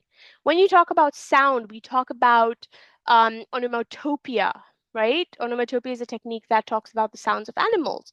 For example, the hooting of the owl, the howling of the wolves, the meowing of the cat. We talk about smell. We talk about freshly baked bread, the scent of freshly baked breads wafting through the streets as you walked down um, on the way to school, you know. Taste, you talk about how buttery the croissant was or how um, sweet the cupcakes were that you ate. When you describe these things in your writing, you're appealing to the sensory details of the person that's reading through these five senses. You talk about touch, the goosebumps on your skin, the cold wind brushing um, across your arms. When you talk about hearing, you talk about the rustling of the leaves or the whispering of the wind. A lot of these techniques, we use them without realizing that they're associated to sensory details or they're associated to our five senses, but we do actively use them. And if you're not using them, then you better start using them now, because this is a key part of descriptive writing. Whether it's Edexcel or Cambridge or ESL, descriptive writing is incomplete without the sensory details, without the five senses, because they all create a different type of imagery. Sound creates auditory imagery, smell creates olfactory imagery, taste creates gustatory imagery, hearing, sight, and all of this creates what do you call it? Visual imagery, right? And normally when we talk about imagery, we only talk about the visual aspect of imagery, what we can see. But all of these details, all of these sensory details also create different types of imagery, imageries of, you know, sound, imagery of smell, imagery of taste.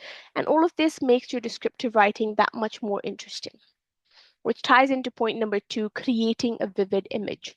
The whole point of descriptive writing is to help create a picture for the audience so that they can imagine what it is that they're seeing, what you are trying to display to them. They can feel like they are part of the situation. The third part of effective descriptive writing is show, don't tell. And we do that through sensory details. We show them how things are meant to be, how the winds are how the flowers are dancing in the wind.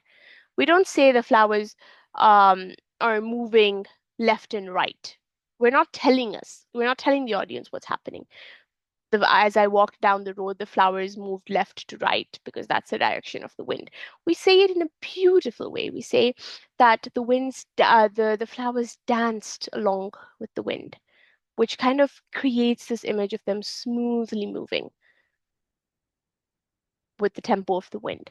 So a lot of this descriptive writing focuses on sensory details and showing and not telling, basically using the techniques and figurative language to explain what's happening and not directing someone to it. Structured organization is something that's common in both narrative and descriptive writing. You have to make sure that whatever you're writing is organized.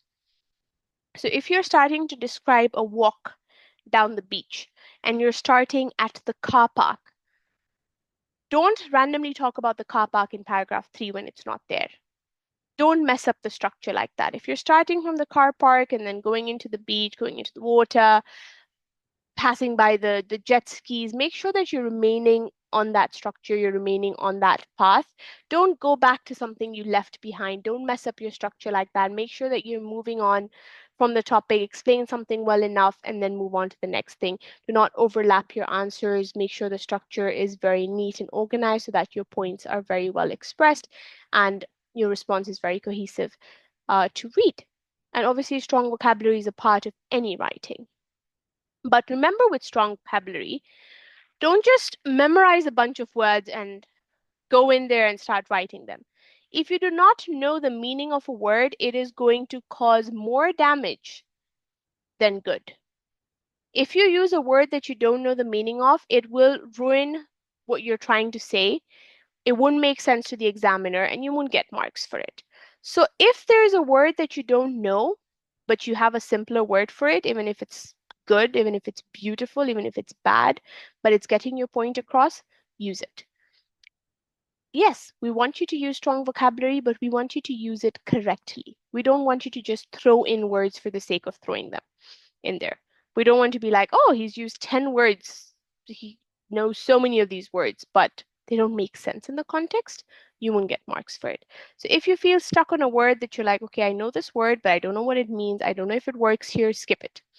Write it simply. You'd rather get your point across than lose a mark over using the incorrect word. I have two examples on the screen here of a weak and a strong descriptive writing response. The man's jacket smells bad. It smells like coffee and cigarettes. The noise in the coffee shop was also bad. So I'm just going to identify bad, bad, with plates clattering, people talking loudly about a variety of different topics like the weather and so on. Very basic. Someone's phone rang and this was even louder. So talking loudly. Smells like coffee. Very basic. And they answered the phone loudly. So much repetition. Hello. And some people turned around to see if they were talking to them. This coffee shop is not a relaxing place, but it's always busy. So people must enjoy it. Just reading this, there's very simple vocabulary. There's very repetitive vocabulary. A lot of the words are being used are the same, like bad, smell, loud, louder, loudly, smells, very generic writing. It communicates what needs to be communicated, but it's still on the weaker spectrum because at this level, you should be writing a much smoother piece of work. There's a lot of independent sentences as well. Like this one here that starts, it smells like coffee and cigarettes. The man's jacket smells bad. They're very generic, short sentences. They're not hitting the mark. They're not beautiful and dramatic. The whole aspect of writing, descriptive writing, especially, is the beauty of it. How eloquent it sounds, how smooth it is, how dramatic it is. That's what we're looking for. Very beautiful writing that flows like music. So the stronger version of the same thing above goes below. The stretch of stale cigarette smoke, so not just cigarette, leaks through the man's jacket. So the first two sentences have been combined. The jacket smelling and the coffee and cigarette smelling, it's combined. And then it said it was as if the jacket itself was exhaling, personification. It's given the jacket the ability to breathe, to exhale. Coupled with this was the acrid smell of coffee, strong vocabulary that suggested a multi-cup-a-day habit. While a robust odor is expected in a coffee shop, The man's redolence seemed unreasonable even for this setting. What proved equally difficult to contend with was the noise of the place. Instead of just saying that something was loud, he said that the noise was unbearable. It was difficult to contend with, meaning it was difficult to bear. The interminable clatter of cups. So very nice use of onomatopoeia. Clatter of cups and saucers forced conversations among patrons to increase in volumes. So because there was so much background noise, everyone was talking loudly. Phones rang with piercing, shrilling ringtones. Again, onomatopoeia sound. And were answered with the enthusiasm of a carnival baker. There's a simile. They're being compared to a carnival barker. How could anyone relax in such a place seemed baffling. So just a more sophisticated version of the answer above. Now, if I read if I read the weaker response and I read the stronger response, they're both generally talking about the same thing. They're both generally discussing the coffee place. But this response at the bottom is stronger because of the sense of vocabulary, how the sentences are written, how they've been um, given this kind of flair to them. It just sounds nicer to read the second one. And it just is a lot more descriptive in the second part than it is in the first part. The first part just sounds very basic. The first part is something that a grade 5 or a grade 6 student could write. At your level, at O level, you should be going beyond the basics. You should be stepping out of your comfort zone and kind of expanding your vocabulary, expanding your writing style, and making sure that we are writing in a much more eloquent manner. Again, I do have a descriptive writing example here, but we're going to skip over it. I'll send you the presentation and you can read it. But we will discuss the key features of a narrative writing. So,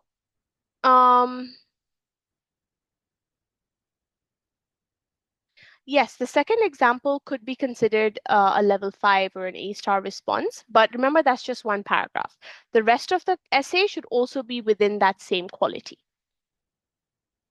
You can't have just one strong paragraph and the rest are weak. So you have to make sure that the whole writing, the whole descriptive writing is at the same level. Key elements of effective English narrative writing. Now, the most common thing that we learn for narrative writing is the Freytag's pyramid, because this is a storytelling.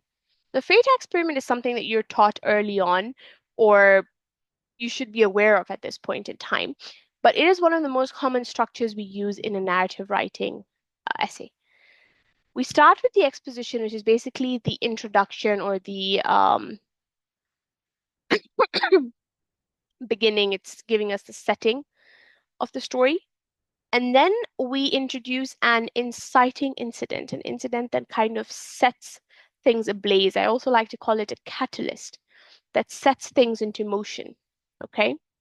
And then we have what we call the rising action, where we start building the storyline to the climax. We have the climax where something catastrophic, something utmost important happens in the story. And then we have the falling action that brings us to the ending where we have to find a solution.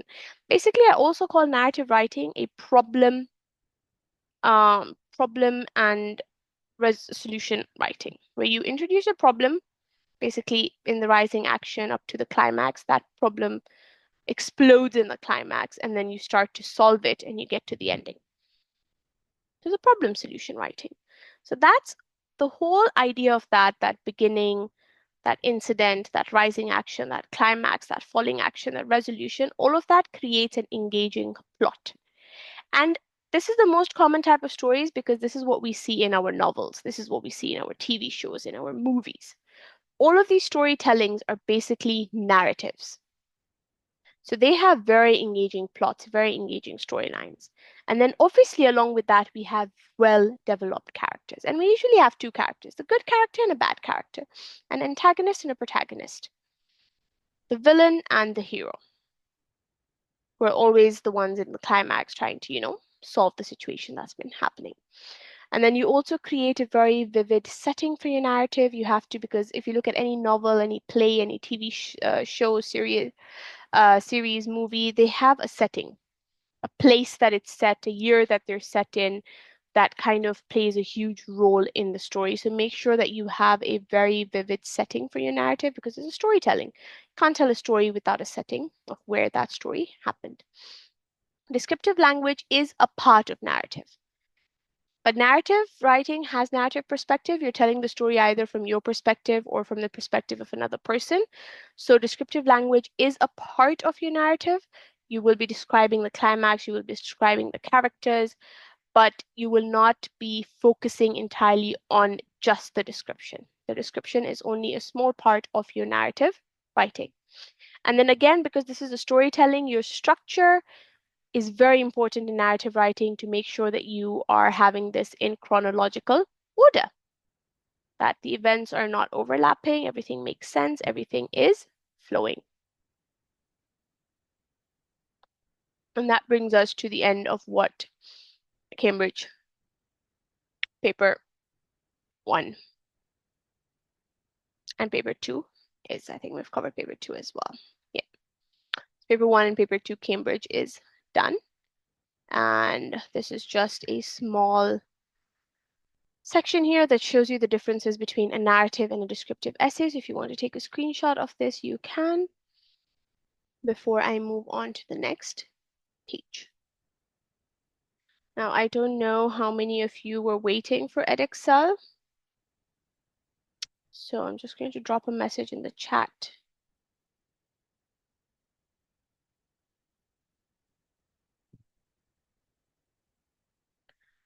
Just in case there's anyone who dropped out.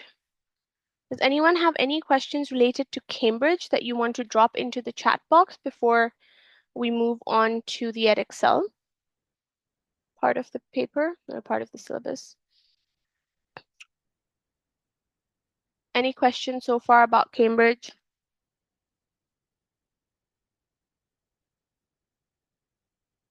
Our Edexcel will go a lot quicker, a lot smoother because majority of the things are overlapping, especially the types of writing. So Edexcel won't take as long because we've covered majority of the things that we need to.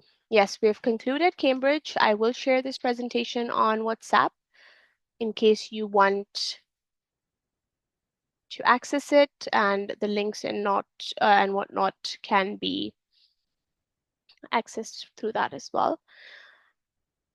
I mean, like I said earlier on to the Edexcel students for Cambridge as well, is that a lot of the things overlap, a lot of the tips and tricks and feedback overlap. So the only thing in Edexcel that would be different is the structure of the paper.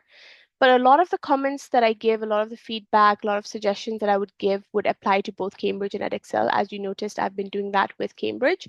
So if you want to stay for the remaining of the session, it wouldn't be fruitless. You would still be learning a lot. The only thing that you can choose to overlook is the structure of the paper, but you can remain for the rest of the tips and tricks because I will summarize everything in the end as well.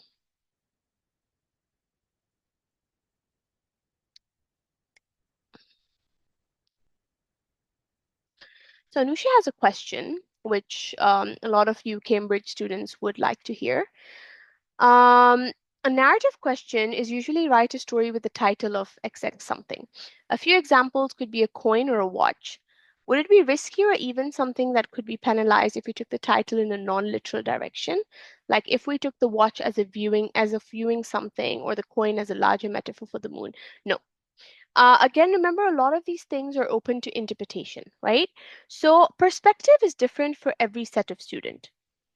So you might view something differently, someone else might view it differently. So the perspective is not something that you are penalized for. However, make sure that you're still following the key points of what a narrative should have, and you're following those features and those requirements, and you're still under the criteria of what the title is. So make sure you're not straying from that content. But other than that, it should be okay for you to give it a very metaphorical perspective. I'm just going to wait 2 minutes until 8:25 or 7:25 for any more Edexcel students to join. I'm just going to grab a glass of water and I will be right back. Please don't exit the meeting. Thank you.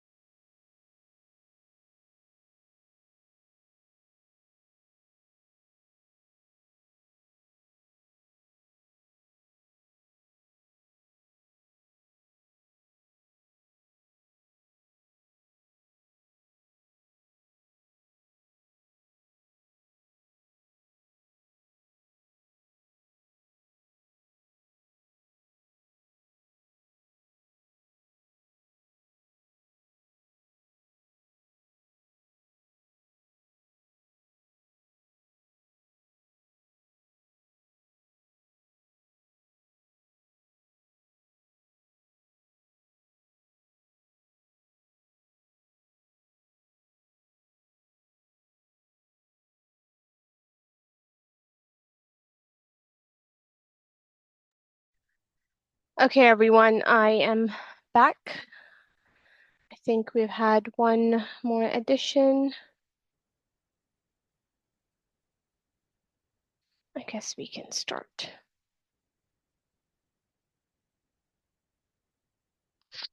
Okay.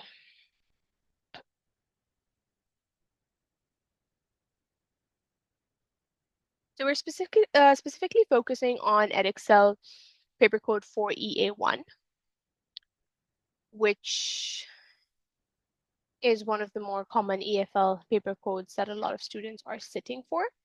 But if any of you are doing a different paper code, Edexcel criteria are generally the same. So in case you have any questions that might not be pertaining to this paper code, just drop it in the chat, or you can WhatsApp the admin to discuss if we can have any classes on that or something.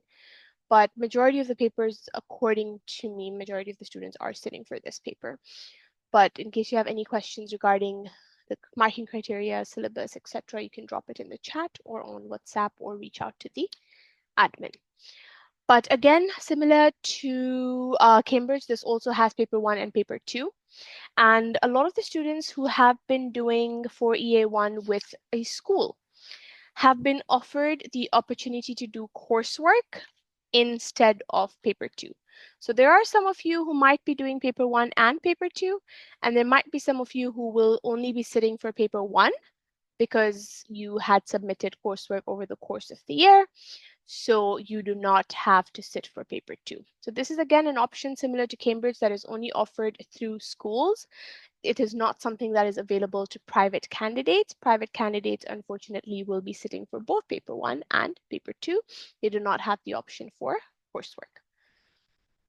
But without further ado, let's get started into Edexcel. This is what paper 1 entails. It is again a 60% weightage of your total marks between the two papers. It is a 90-mark paper, and you have an anthology that you have been given by your school that is part of this syllabus. That is what you would have spent the past year or two studying, and that's where your questions will be based off of. So you have section A, which is based off the anthology that you've done. an unseen extract that you have to do a comparison with, and then section B, which is a transactional writing. If you've been doing any past papers on your own, any practice papers on your own, you are familiar with that structure. This is your syllabus or your anthology that you should have done for this paper code. You have 10 texts for section A, and then you have 10 poems or texts for section B. This is what it is on the list in case you want to take a screenshot. You should have already covered all of these 10, 20 texts over the course of the past year, year and a half, or 2 years with your school, with your teachers, or on your own if you're a private candidate, or with your tutors. So far, you should be familiar with what each of these texts are about. You should be familiar with some important quotations from each of these texts, because even though you might have the anthology in the exam, there are some things that you should just have information about off the top of your head. So you should be very familiar with these texts by the time you set foot for your exams. Now we have our assessment objectives divided into AO1 through 5. Section A focuses on 1, 2, and 3. Section B focuses on 4 and 5. Again, it's just about knowing that you have understood the text, you're able to pick out the right things from the text for the question, you're able to connect it to the question, you're able to analyze how the writer has used both linguistic and structural techniques to achieve whatever it is that the question is asking us, and then you have linked everything to the writer's ideas and perspectives and how it's conveyed, especially for part A or section A. And section B focuses on your imagination, your creativity, focusing on the purpose of the text, your vocabulary, sentence structure, grammar, punctuation, etc. This is a type of sample question that you may get for text 1, which is usually the unseen text. Again, similar to how I told the Cambridge students, these answers are very straightforward, very explicit, straight to the point. You've been numbered 1 and 2, which means you have to give us 2 simple, straightforward answers. We're not asking you for long sentences. We're not asking you for detailed sentences at this point in time. These are short, direct answers. It's asking you to focus on lines 6 and 8. So your answer can only come from these 2 lines, and select 2 words or phrases that show us how why Benedict Allen was unable to get help. The student says no satellite phone, no GPS device. The student below says no contact with the outside world, no satellite phone, no GPS device, and no companion. Both of these students have given the right answers, okay? But the shorter answer would have worked. The longer one works as well, but because it's a shorter answer, it's a direct answer, why don't you just give a less time consuming answer, because we're not expecting a larger answer at this point. So save your time for the larger questions at the end and just give us the short direct answers for questions like this. Coming to question number 2, again, a very key piece of instruction in your own words. Make sure that you're writing this in your own words as possible, synonyms, and trying to use the phrases as much as possible in your own way, in your own words, and not the words of the author, because you will lose marks if you copy paste directly from the text. Now there's 2 examples here. Just going to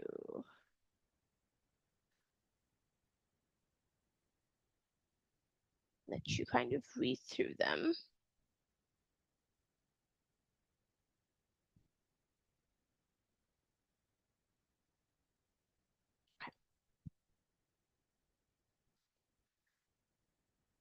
Okay, so for this question, I want you to notice how there are 2 types of responses that the students have given us here. One has it in a paragraph form, and one has the answers in more of like a list-like format. Both of these formats are absolutely acceptable. The goal is that the answer should come between the lines that they have allocated here, between lines 43 and 54, not before 43 and not after 54, strictly between those lines, and that the answer should be enough for the question, the marks that have been allocated, which is 4 marks. So it doesn't matter if you have it listed or if you have it in paragraph, as long as you have covered all 4 points or all required points that you need, you will get the required marks. But just make sure that it is in your own words, because those are very key instructions for your question.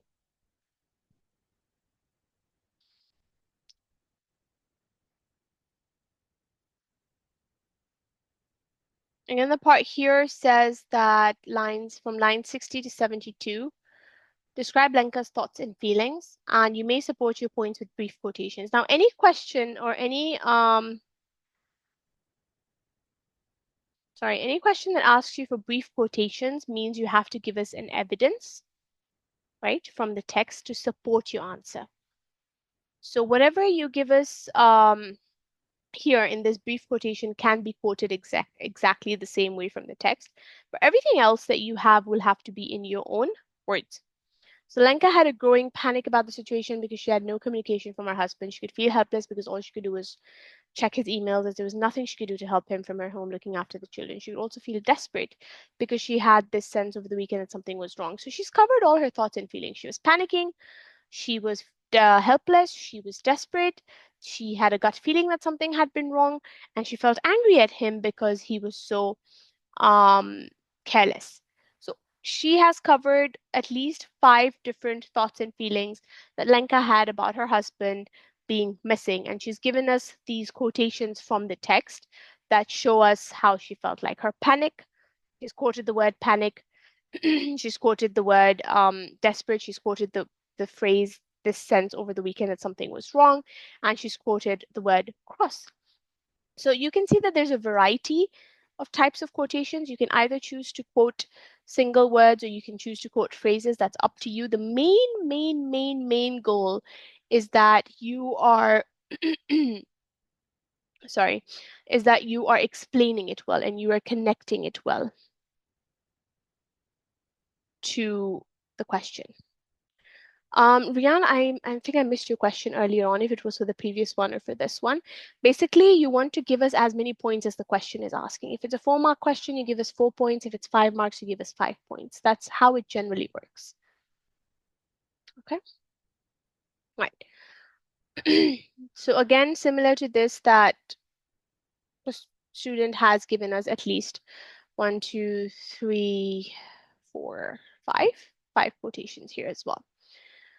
And this is a different student with a different response. The previous student again had her answer in a paragraph form. This student has her answer in more of like sentences, but both of them are correct because both of them are still addressing the question. They're still talking about the thoughts and feelings. So it doesn't matter whether it's paragraph or not. As long as your question doesn't say write in continuous form, you can write it in point or paragraph. That's fine. This answer is much easier to read or much easier to understand because the student has taken his or her time to underline the feelings. So as an examiner, I really like this response because it's so easy for me to identify where these feelings are as compared to this one. However, both students did well. Both students score well, so there's no right or wrong way. This is just more structurally or more visually appealing. But either way, both students have covered feelings and thoughts, so both of them have done well and both of them have answered the questions. But again, you have the option to do it in paragraph form or you have the option to do it in notes. Now, I had this slide up for Cambridge, but I didn't discuss it because a lot of the Cambridge questions are very short length questions, and we have the longer length questions more in Edexcel. And we follow the peel structure, and a lot of you might have different variations of the peel structure.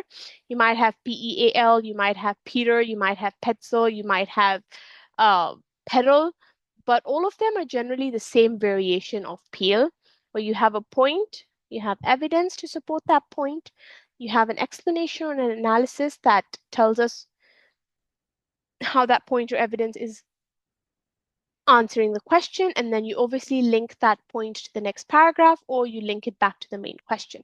So this is our general structure that we use for our 12 markers and our 22 markers. Clear? Questions so far?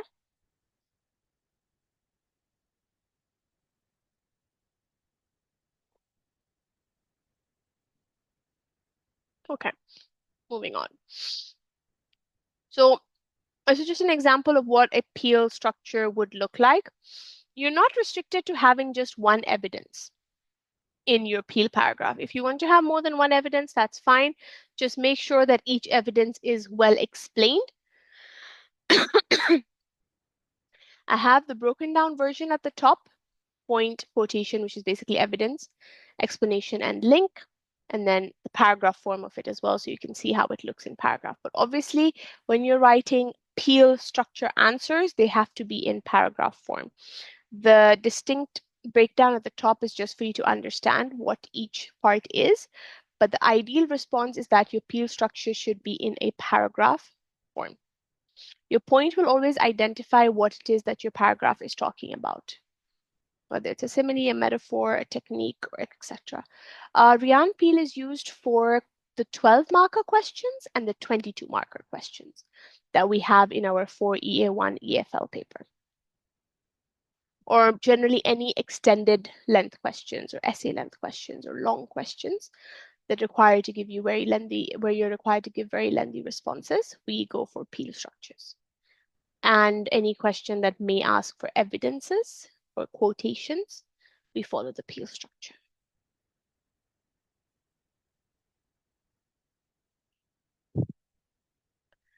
And then we have text 2, which starts off with question number 4, which is our 12 marker question, which is one of our big questions in the exam. I always suggest students to attempt question 4 and 5 first, because they're time consuming. And then you can always go back to the shorter questions in the beginning, question 1, 2, and 3, because those are easier to get done with. But I would advise you to focus on question 4 and 5 first. Try to get those done so that you have scored or put as many points into your pocket as possible. And then you can come back to question number 1, 2, and 3 later on, because they're simpler. They're just easier to get across at a later time. But question number 4 is usually focusing on text 2, which is our scene passage, right? Which is the text that we have done, which is 1 out of the 10 anthology texts that you have learned about in the past 1 year. So the question is asking us how the writer uses language and structure in text 2 to show what people thought about the actions of the 2 explorers. Now, the very important part of questions like for questions like this is that you understand what language is and what structure is. Language focuses on word usage, right? Language focuses on figurative devices like similes, metaphors, personification, etc. It focuses on dialogue, direct speech. It focuses on tone, mood, atmosphere. All of that comes under language. Diction, word choice, vocabulary choice, adverbs, adjectives, all of that comes under language.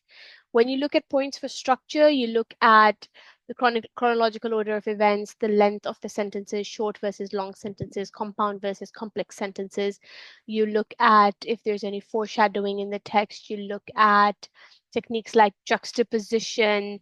Anything that affects the structure of the text will come under structure. So you need to know what language is and what structure is before you start addressing or start looking for these two things in the text. But I find that students think question number 4 is a lot easier because they're familiar with the text. They've been practicing the text. So they think that it's a lot easier to go through because they have learned it and they've practiced it and they know it. So this student had this response, just these 3 paragraphs for the 12 marker. But if you see the examiner comments on the side, it says that because the writing is small, we think the answer is brief. But when you read the answer, you realize that the student has addressed a range of language and structure points. So we know that the student has understood. There might be a few quotations or a few points that they haven't really explained, but majority of the answer still falls under well explained or well understood. But it's still a bit short, so the student had opportunity to expand on it. They had an opportunity to utilize a few more sentences or utilize a few more points, but the student did not fail this response. They'd still scored pretty well on this response, I would say at least a 9 to a 10. How many quotations do we use for this question? Now, what I usually divide this by is I go 12 marks. So you can either have 6 points, 2 marks each, or you can have 4 points for 3 marks each, or 3 points for 4 marks each, depending on how well established your points or paragraphs are. But because it's language and structure, I usually advise students to give me 3 language and 3 structure. So 3 language techniques and 3 structural techniques. And then the ideal format for that would be to have a language paragraph and a structure paragraph. And then all 3 language techniques to be discussed under that 1 language paragraph and 3 structural techniques to be discussed under that structure paragraph. So if we look at it structurally, you only have 2 paragraphs and 3 language quotations and 3 structure quotations. That's what the general structure for this response is when I teach a class or when I teach students. That's what I generally advise them to do. But it's really up to you if you want to have individual paragraphs for each language technique or each structural technique, but try to divide at least 3 each.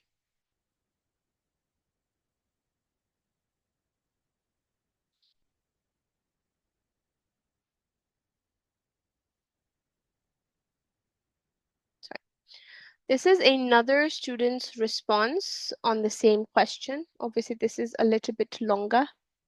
So the student has started off with firstly, and this entire paragraph all the way to here is actually just focused on that one part, which is language. And then he or she starts the next paragraph from here and ends it here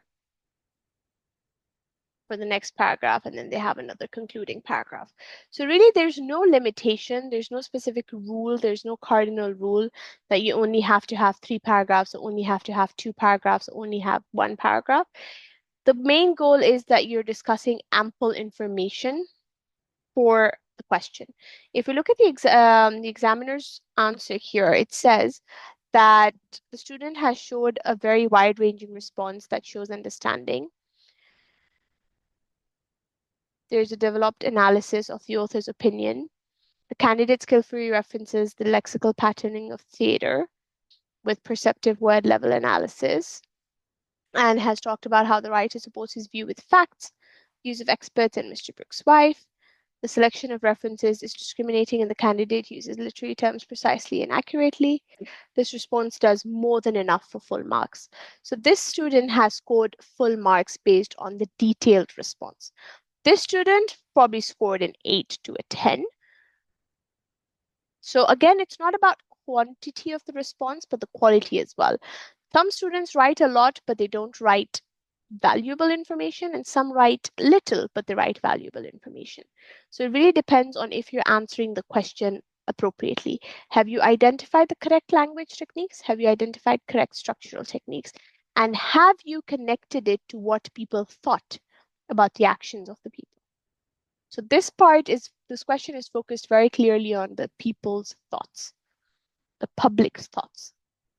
So make sure that that is being referenced in your answer. It's not just about identifying techniques of language and structure, but making sure that everything is tied together to what the question is asking you. And then question number 5 is our 22 marker, which is one of the larger questions in this paper. And again, my suggestion is do the 12 marker and then do the 22 marker first.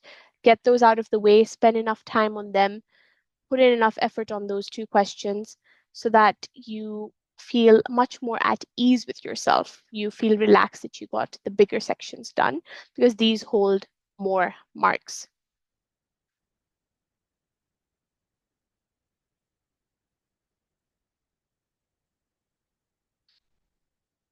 So this question usually asks us to compare the two texts. And in this case, it says compare how the writers have presented their ideas and perspectives about the events that have been described. Now, the more common question that students have is what are ideas and what are perspectives, right? The writer's viewpoint is his perspective or his opinion on a subject. The language the writer uses, the tone the writer uses, the evidence that the writer gives us, the words that the writer uses. What is the writer's opinion on the situation? That's what we're looking at. And then when we look at what are the writer's ideas, we're looking at thoughts, opinions, and feelings. Thoughts and feelings, sorry. Opinions come under the perspective, but thoughts and feelings will come under their ideas. Again, make sure that you have the quotations from the text that will support your answers and that you are discussing both the texts. There's a common mistake that students do with structure here is that they talk about text 1 first or text A first, and then they go to text B. This is a comparative. Comparative means that you need to do a side-by-side analysis. So each of your paragraphs should talk about both texts. Both texts have this, or both texts don't have this, or text 1 has this and text 2 doesn't. But both texts should be discussed in the same paragraph. Then only is this a proper comparative. Whether that's similarities or differences, it doesn't matter, but they should both have a side-by-side analysis. So if you are one of those students who has been doing text A first and then text B, you might be getting your marks because the points are there, but you might only be getting marks on the surface level for just mentioning the points. You won't be getting marks on the comparative analysis part because you aren't really doing a comparative. Just having one comparative statement or one comparative paragraph at the end is not enough. It will not suffice. So make sure you're doing a side-by-side analysis, similarly to how the student here has said that overall the structure for both pieces is very similar. Both are made up of short paragraphs, okay? And then she's mentioned that text 1 has this, text 2 has this, but the overall tone is this. And then when we go into the next paragraph,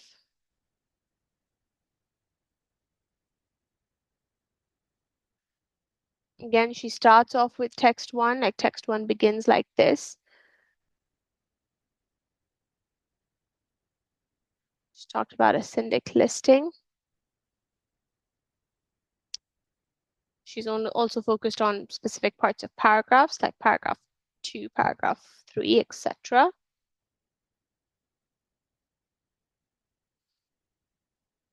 And then she has a text 2.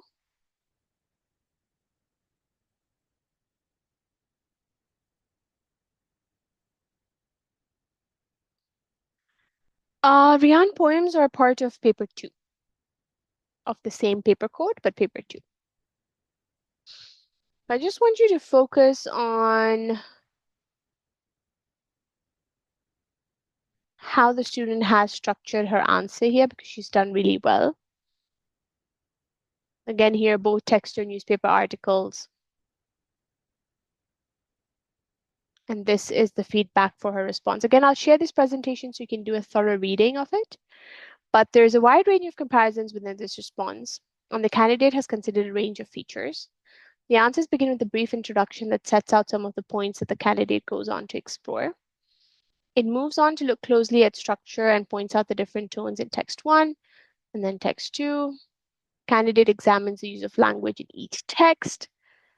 There's some repetition of ideas, but overall her response is one that has garnered her a level 4 tangent on this response. So she's done really well. She scored really well on this answer, regardless of the slight repetition, but she's covered majority of the points. So she's overall done really well. There are a few examiner tips at the bottom. The question instructs you to support your answer with detailed examples from both texts, including brief quotations. So make sure that the quotations are there. The quotations are a very important part, so do not skip out on that. That's what will make or break your response. And make sure that each of those quotations that you provide are explained. They are analyzed. They are connected to the question of what it is being, what perspectives and what ideas are being presented.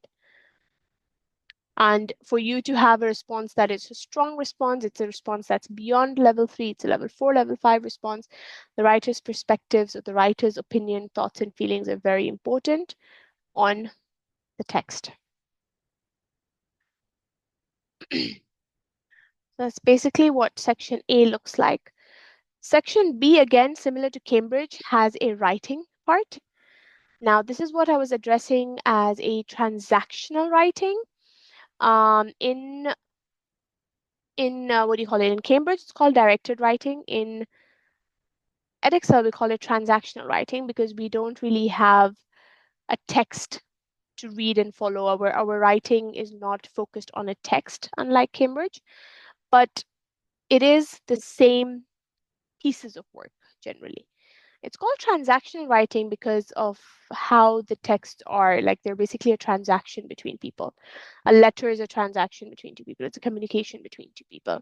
An article is meant to be read by the audience. A speech is meant to be heard by the audience. The guide is meant to be seen by an audience. So that's why it's called a transactional writing, because it's meant to be read or seen or meant for someone specifics, a target in mind. So that's why we call it a transactional writing, because it's like a transaction is taking place. I'm saying something to you and you're reading what I'm saying, you're understanding what I'm saying. So these are two examples that we have.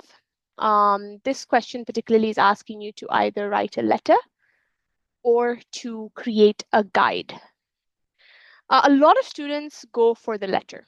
They feel more comfortable with the letter. They feel that the letter is a safer option. So it really depends on what you feel more comfortable with. Guides are a little bit more difficult because students don't have a lot of practice, but again, the idea is that the information that you have is what is important. Your quality of the response is what's important. What you have in the letter, your language, your techniques, your sentence structures, your grammar, your punctuation, your vocabulary, all of that is what's taken into consideration, but letters are more common with students. Rian, I have a letter and I might also have a guide here. So I have both of these covered here, but if we want any more details on any other techniques, you can always reach out to the admin for a class or something, or we can send the presentation to you. I have a few links there that may take you to other structures, like maybe a journal or an article or something else that you can take a look at. But when we discussed Cambridge and we discussed the article in Cambridge, I told you that this is the structure for the article in the Cambridge and Edexcel is similar. The idea is that it should have a title, the language should mirror what the question is asking.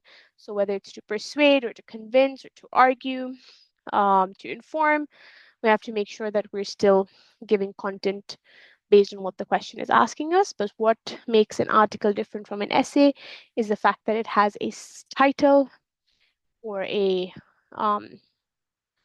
heading, and you can also add subtitles in articles. That's also allowed. So that's what will make it distinctive from a normal essay. And then letters obviously are addressed to someone, like dear sir, madam, or dear mom, dad, depending on whatever the topic is, whatever the prompt is, you're addressing it to someone. So dear so-and-so, and then you will have your signature at the end of the letter, signing off, yours faithfully, best regards, warm wishes, etc., your name. So that's what again differentiates a letter from the rest of the things. A guide is again has headings and subheadings, and it's more instructional, like it tells you what you need to do. It's a guide, it's guiding you how to do things. So language is important, tone is important, the message is important. All of these different things are taken into consideration for a guide. Then journal, we talked about it in Cambridge, that it's a personal entry personal diary entry. So it's personalized, it's got a lot of thoughts, feelings, it's raw, it's unfiltered, but it has a very casual tone. So a lot of these things overlap across the two syllabuses. Um, it's just the requirement, the question, the prompt that is different. So this is a letter. The student has started off with DSL Madam. The first paragraph in a letter is always going to set the tone. It's always going to be like greeting, hi, I hope you're well, etc. And then you tell us what your purpose of the letter is. So I'm writing to you concerning the article so and so because I think that your opinion is somewhat naive and I would like to express to you my opinion on this topic, because the question is telling you to say why you agree or disagree with the statement. So basically you pick a side. You tell us whether you are on the pros or the cons of something, right? Are you with or against something? Do you agree or disagree with the statement? So you have to pick your opinion and state that opinion in the introduction paragraph. Tell them why you're writing the letter to them, and then you dive into your main body paragraphs, which is representing the reasons behind your agreement or disagreement, representing what opportunities there might be for people to be adventurous, and then obviously any other valid points that you want to make.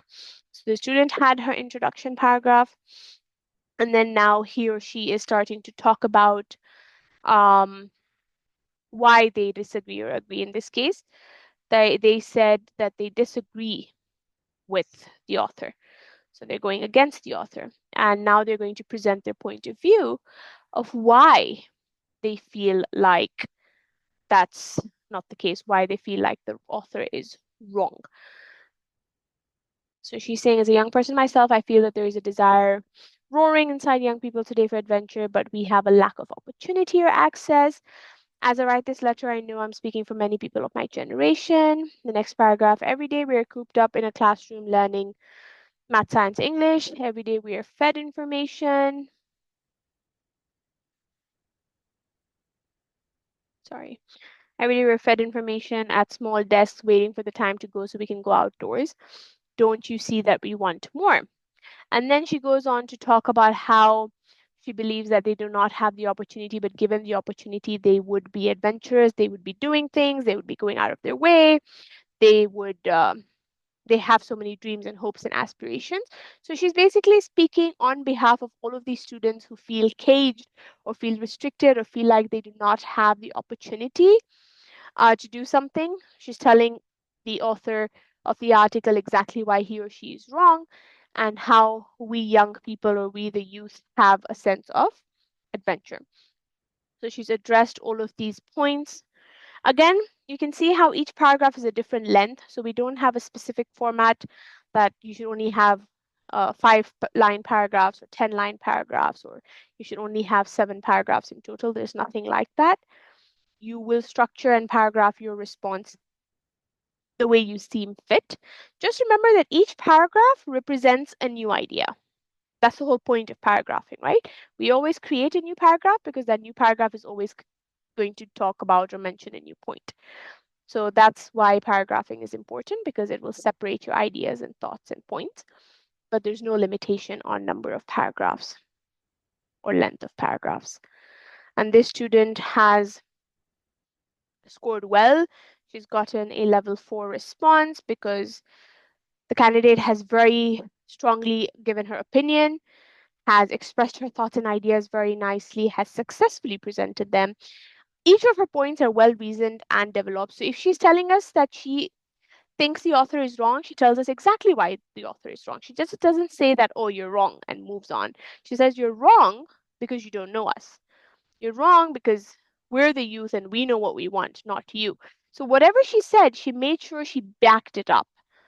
If she said that the staying in the schools or learning in schools was making them drowsy, she also talked about what they wanted to do.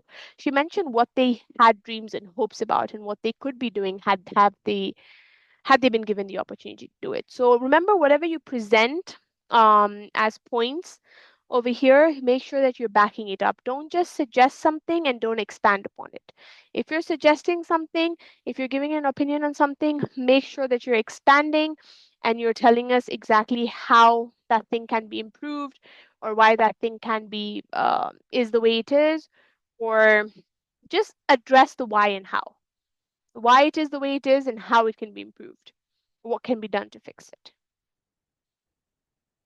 That's the general goal. And then this is a guide. So the student is missing the headings and the subheadings here, but has very nice paragraphing. The language in this guide is very friendly. They have a lot of valid examples, very good evidences, facts, and statistics that have been mentioned. Because think of a guide. What is a guide? A guide is something that is meant to do what it says in the word, right? It's meant to it's meant to guide you. So it's like giving you advice or telling you what to do. And where do we use guides most of the time? When you're going to a national park, when you're on a tour, when you're visiting a new country, right? We're not talking about a physical guide. We're talking about sorry, I'm not talking about a person, like an individual, like a piece of paper, right? So you have directions, you have maps, you have images, you have a lot of things that tell you what you need to do. But obviously, when you're writing a guide, you don't have access to images. You can't create images. So you're going to do all of that through pictures, through words, sorry. You're going to make sure your tone is assertive. Your tone is um, getting your point across. You're persuasive. You are convincing people that something needs to be done. If you look at the question here, the question says, give advice on the importance of preparation. So you need to tell people why preparation is important, why they must prepare, how important it is to prepare, what advantages there are for preparation, what happens when you prepare and when you don't prepare, etc. Right? So make sure that all of those things are being covered in your guide. This one says that you're advising, so make sure your tone is reflective of the fact that you're giving someone advice. The tone and register are very effective. They address the reader in a friendly manner. Again, this is a level 4 response. There's a wide range of vocabulary, etc. One thing I want to highlight to you guys is that we don't dock you down for every spelling mistake. You get docked down, like you lose maybe like 0.25 marks per spelling. So you lose 1 full mark for like every 4 spellings that you make a mistake on. So my advice is proofread and avoid as many spelling mistakes as possible. But remember that spellings is not a humongous chunk of your marks, but don't let that relax you. Still make sure that you have a good grasp on spelling and punctuation throughout your writing. So proofread everything and then come back to it. Now we're finally here at paper 2.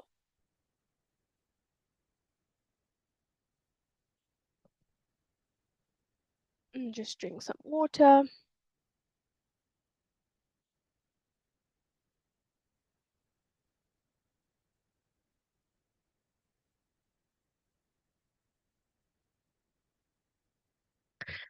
Rian, the thing about good vocabulary is that we want you to move beyond the words, the basic words that we have, right?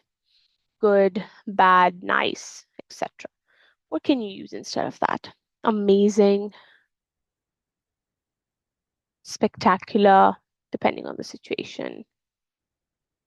Something can be beautiful. Beautiful is not just for people, right? If you want to say something is bad, you can say it's awful, it's terrible, it's disgusting, etc.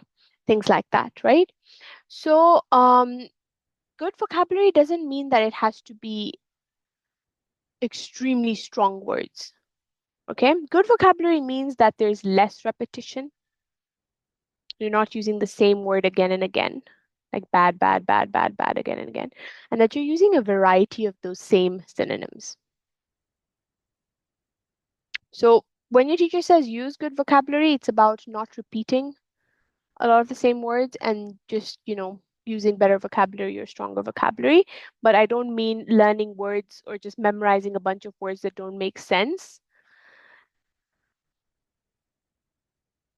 and just throwing them in for the sake of it. Yes, if you've done coursework, then you are not doing paper two because coursework was probably based on the poetry and the texts for that particular part. So you don't need to stay for this.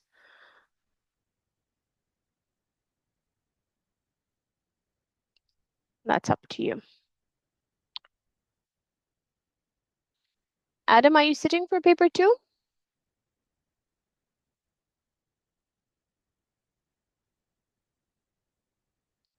Adam, are you still with us? Can you just respond on the chat? Are you sitting for paper two, the poetry section, or have you also done coursework?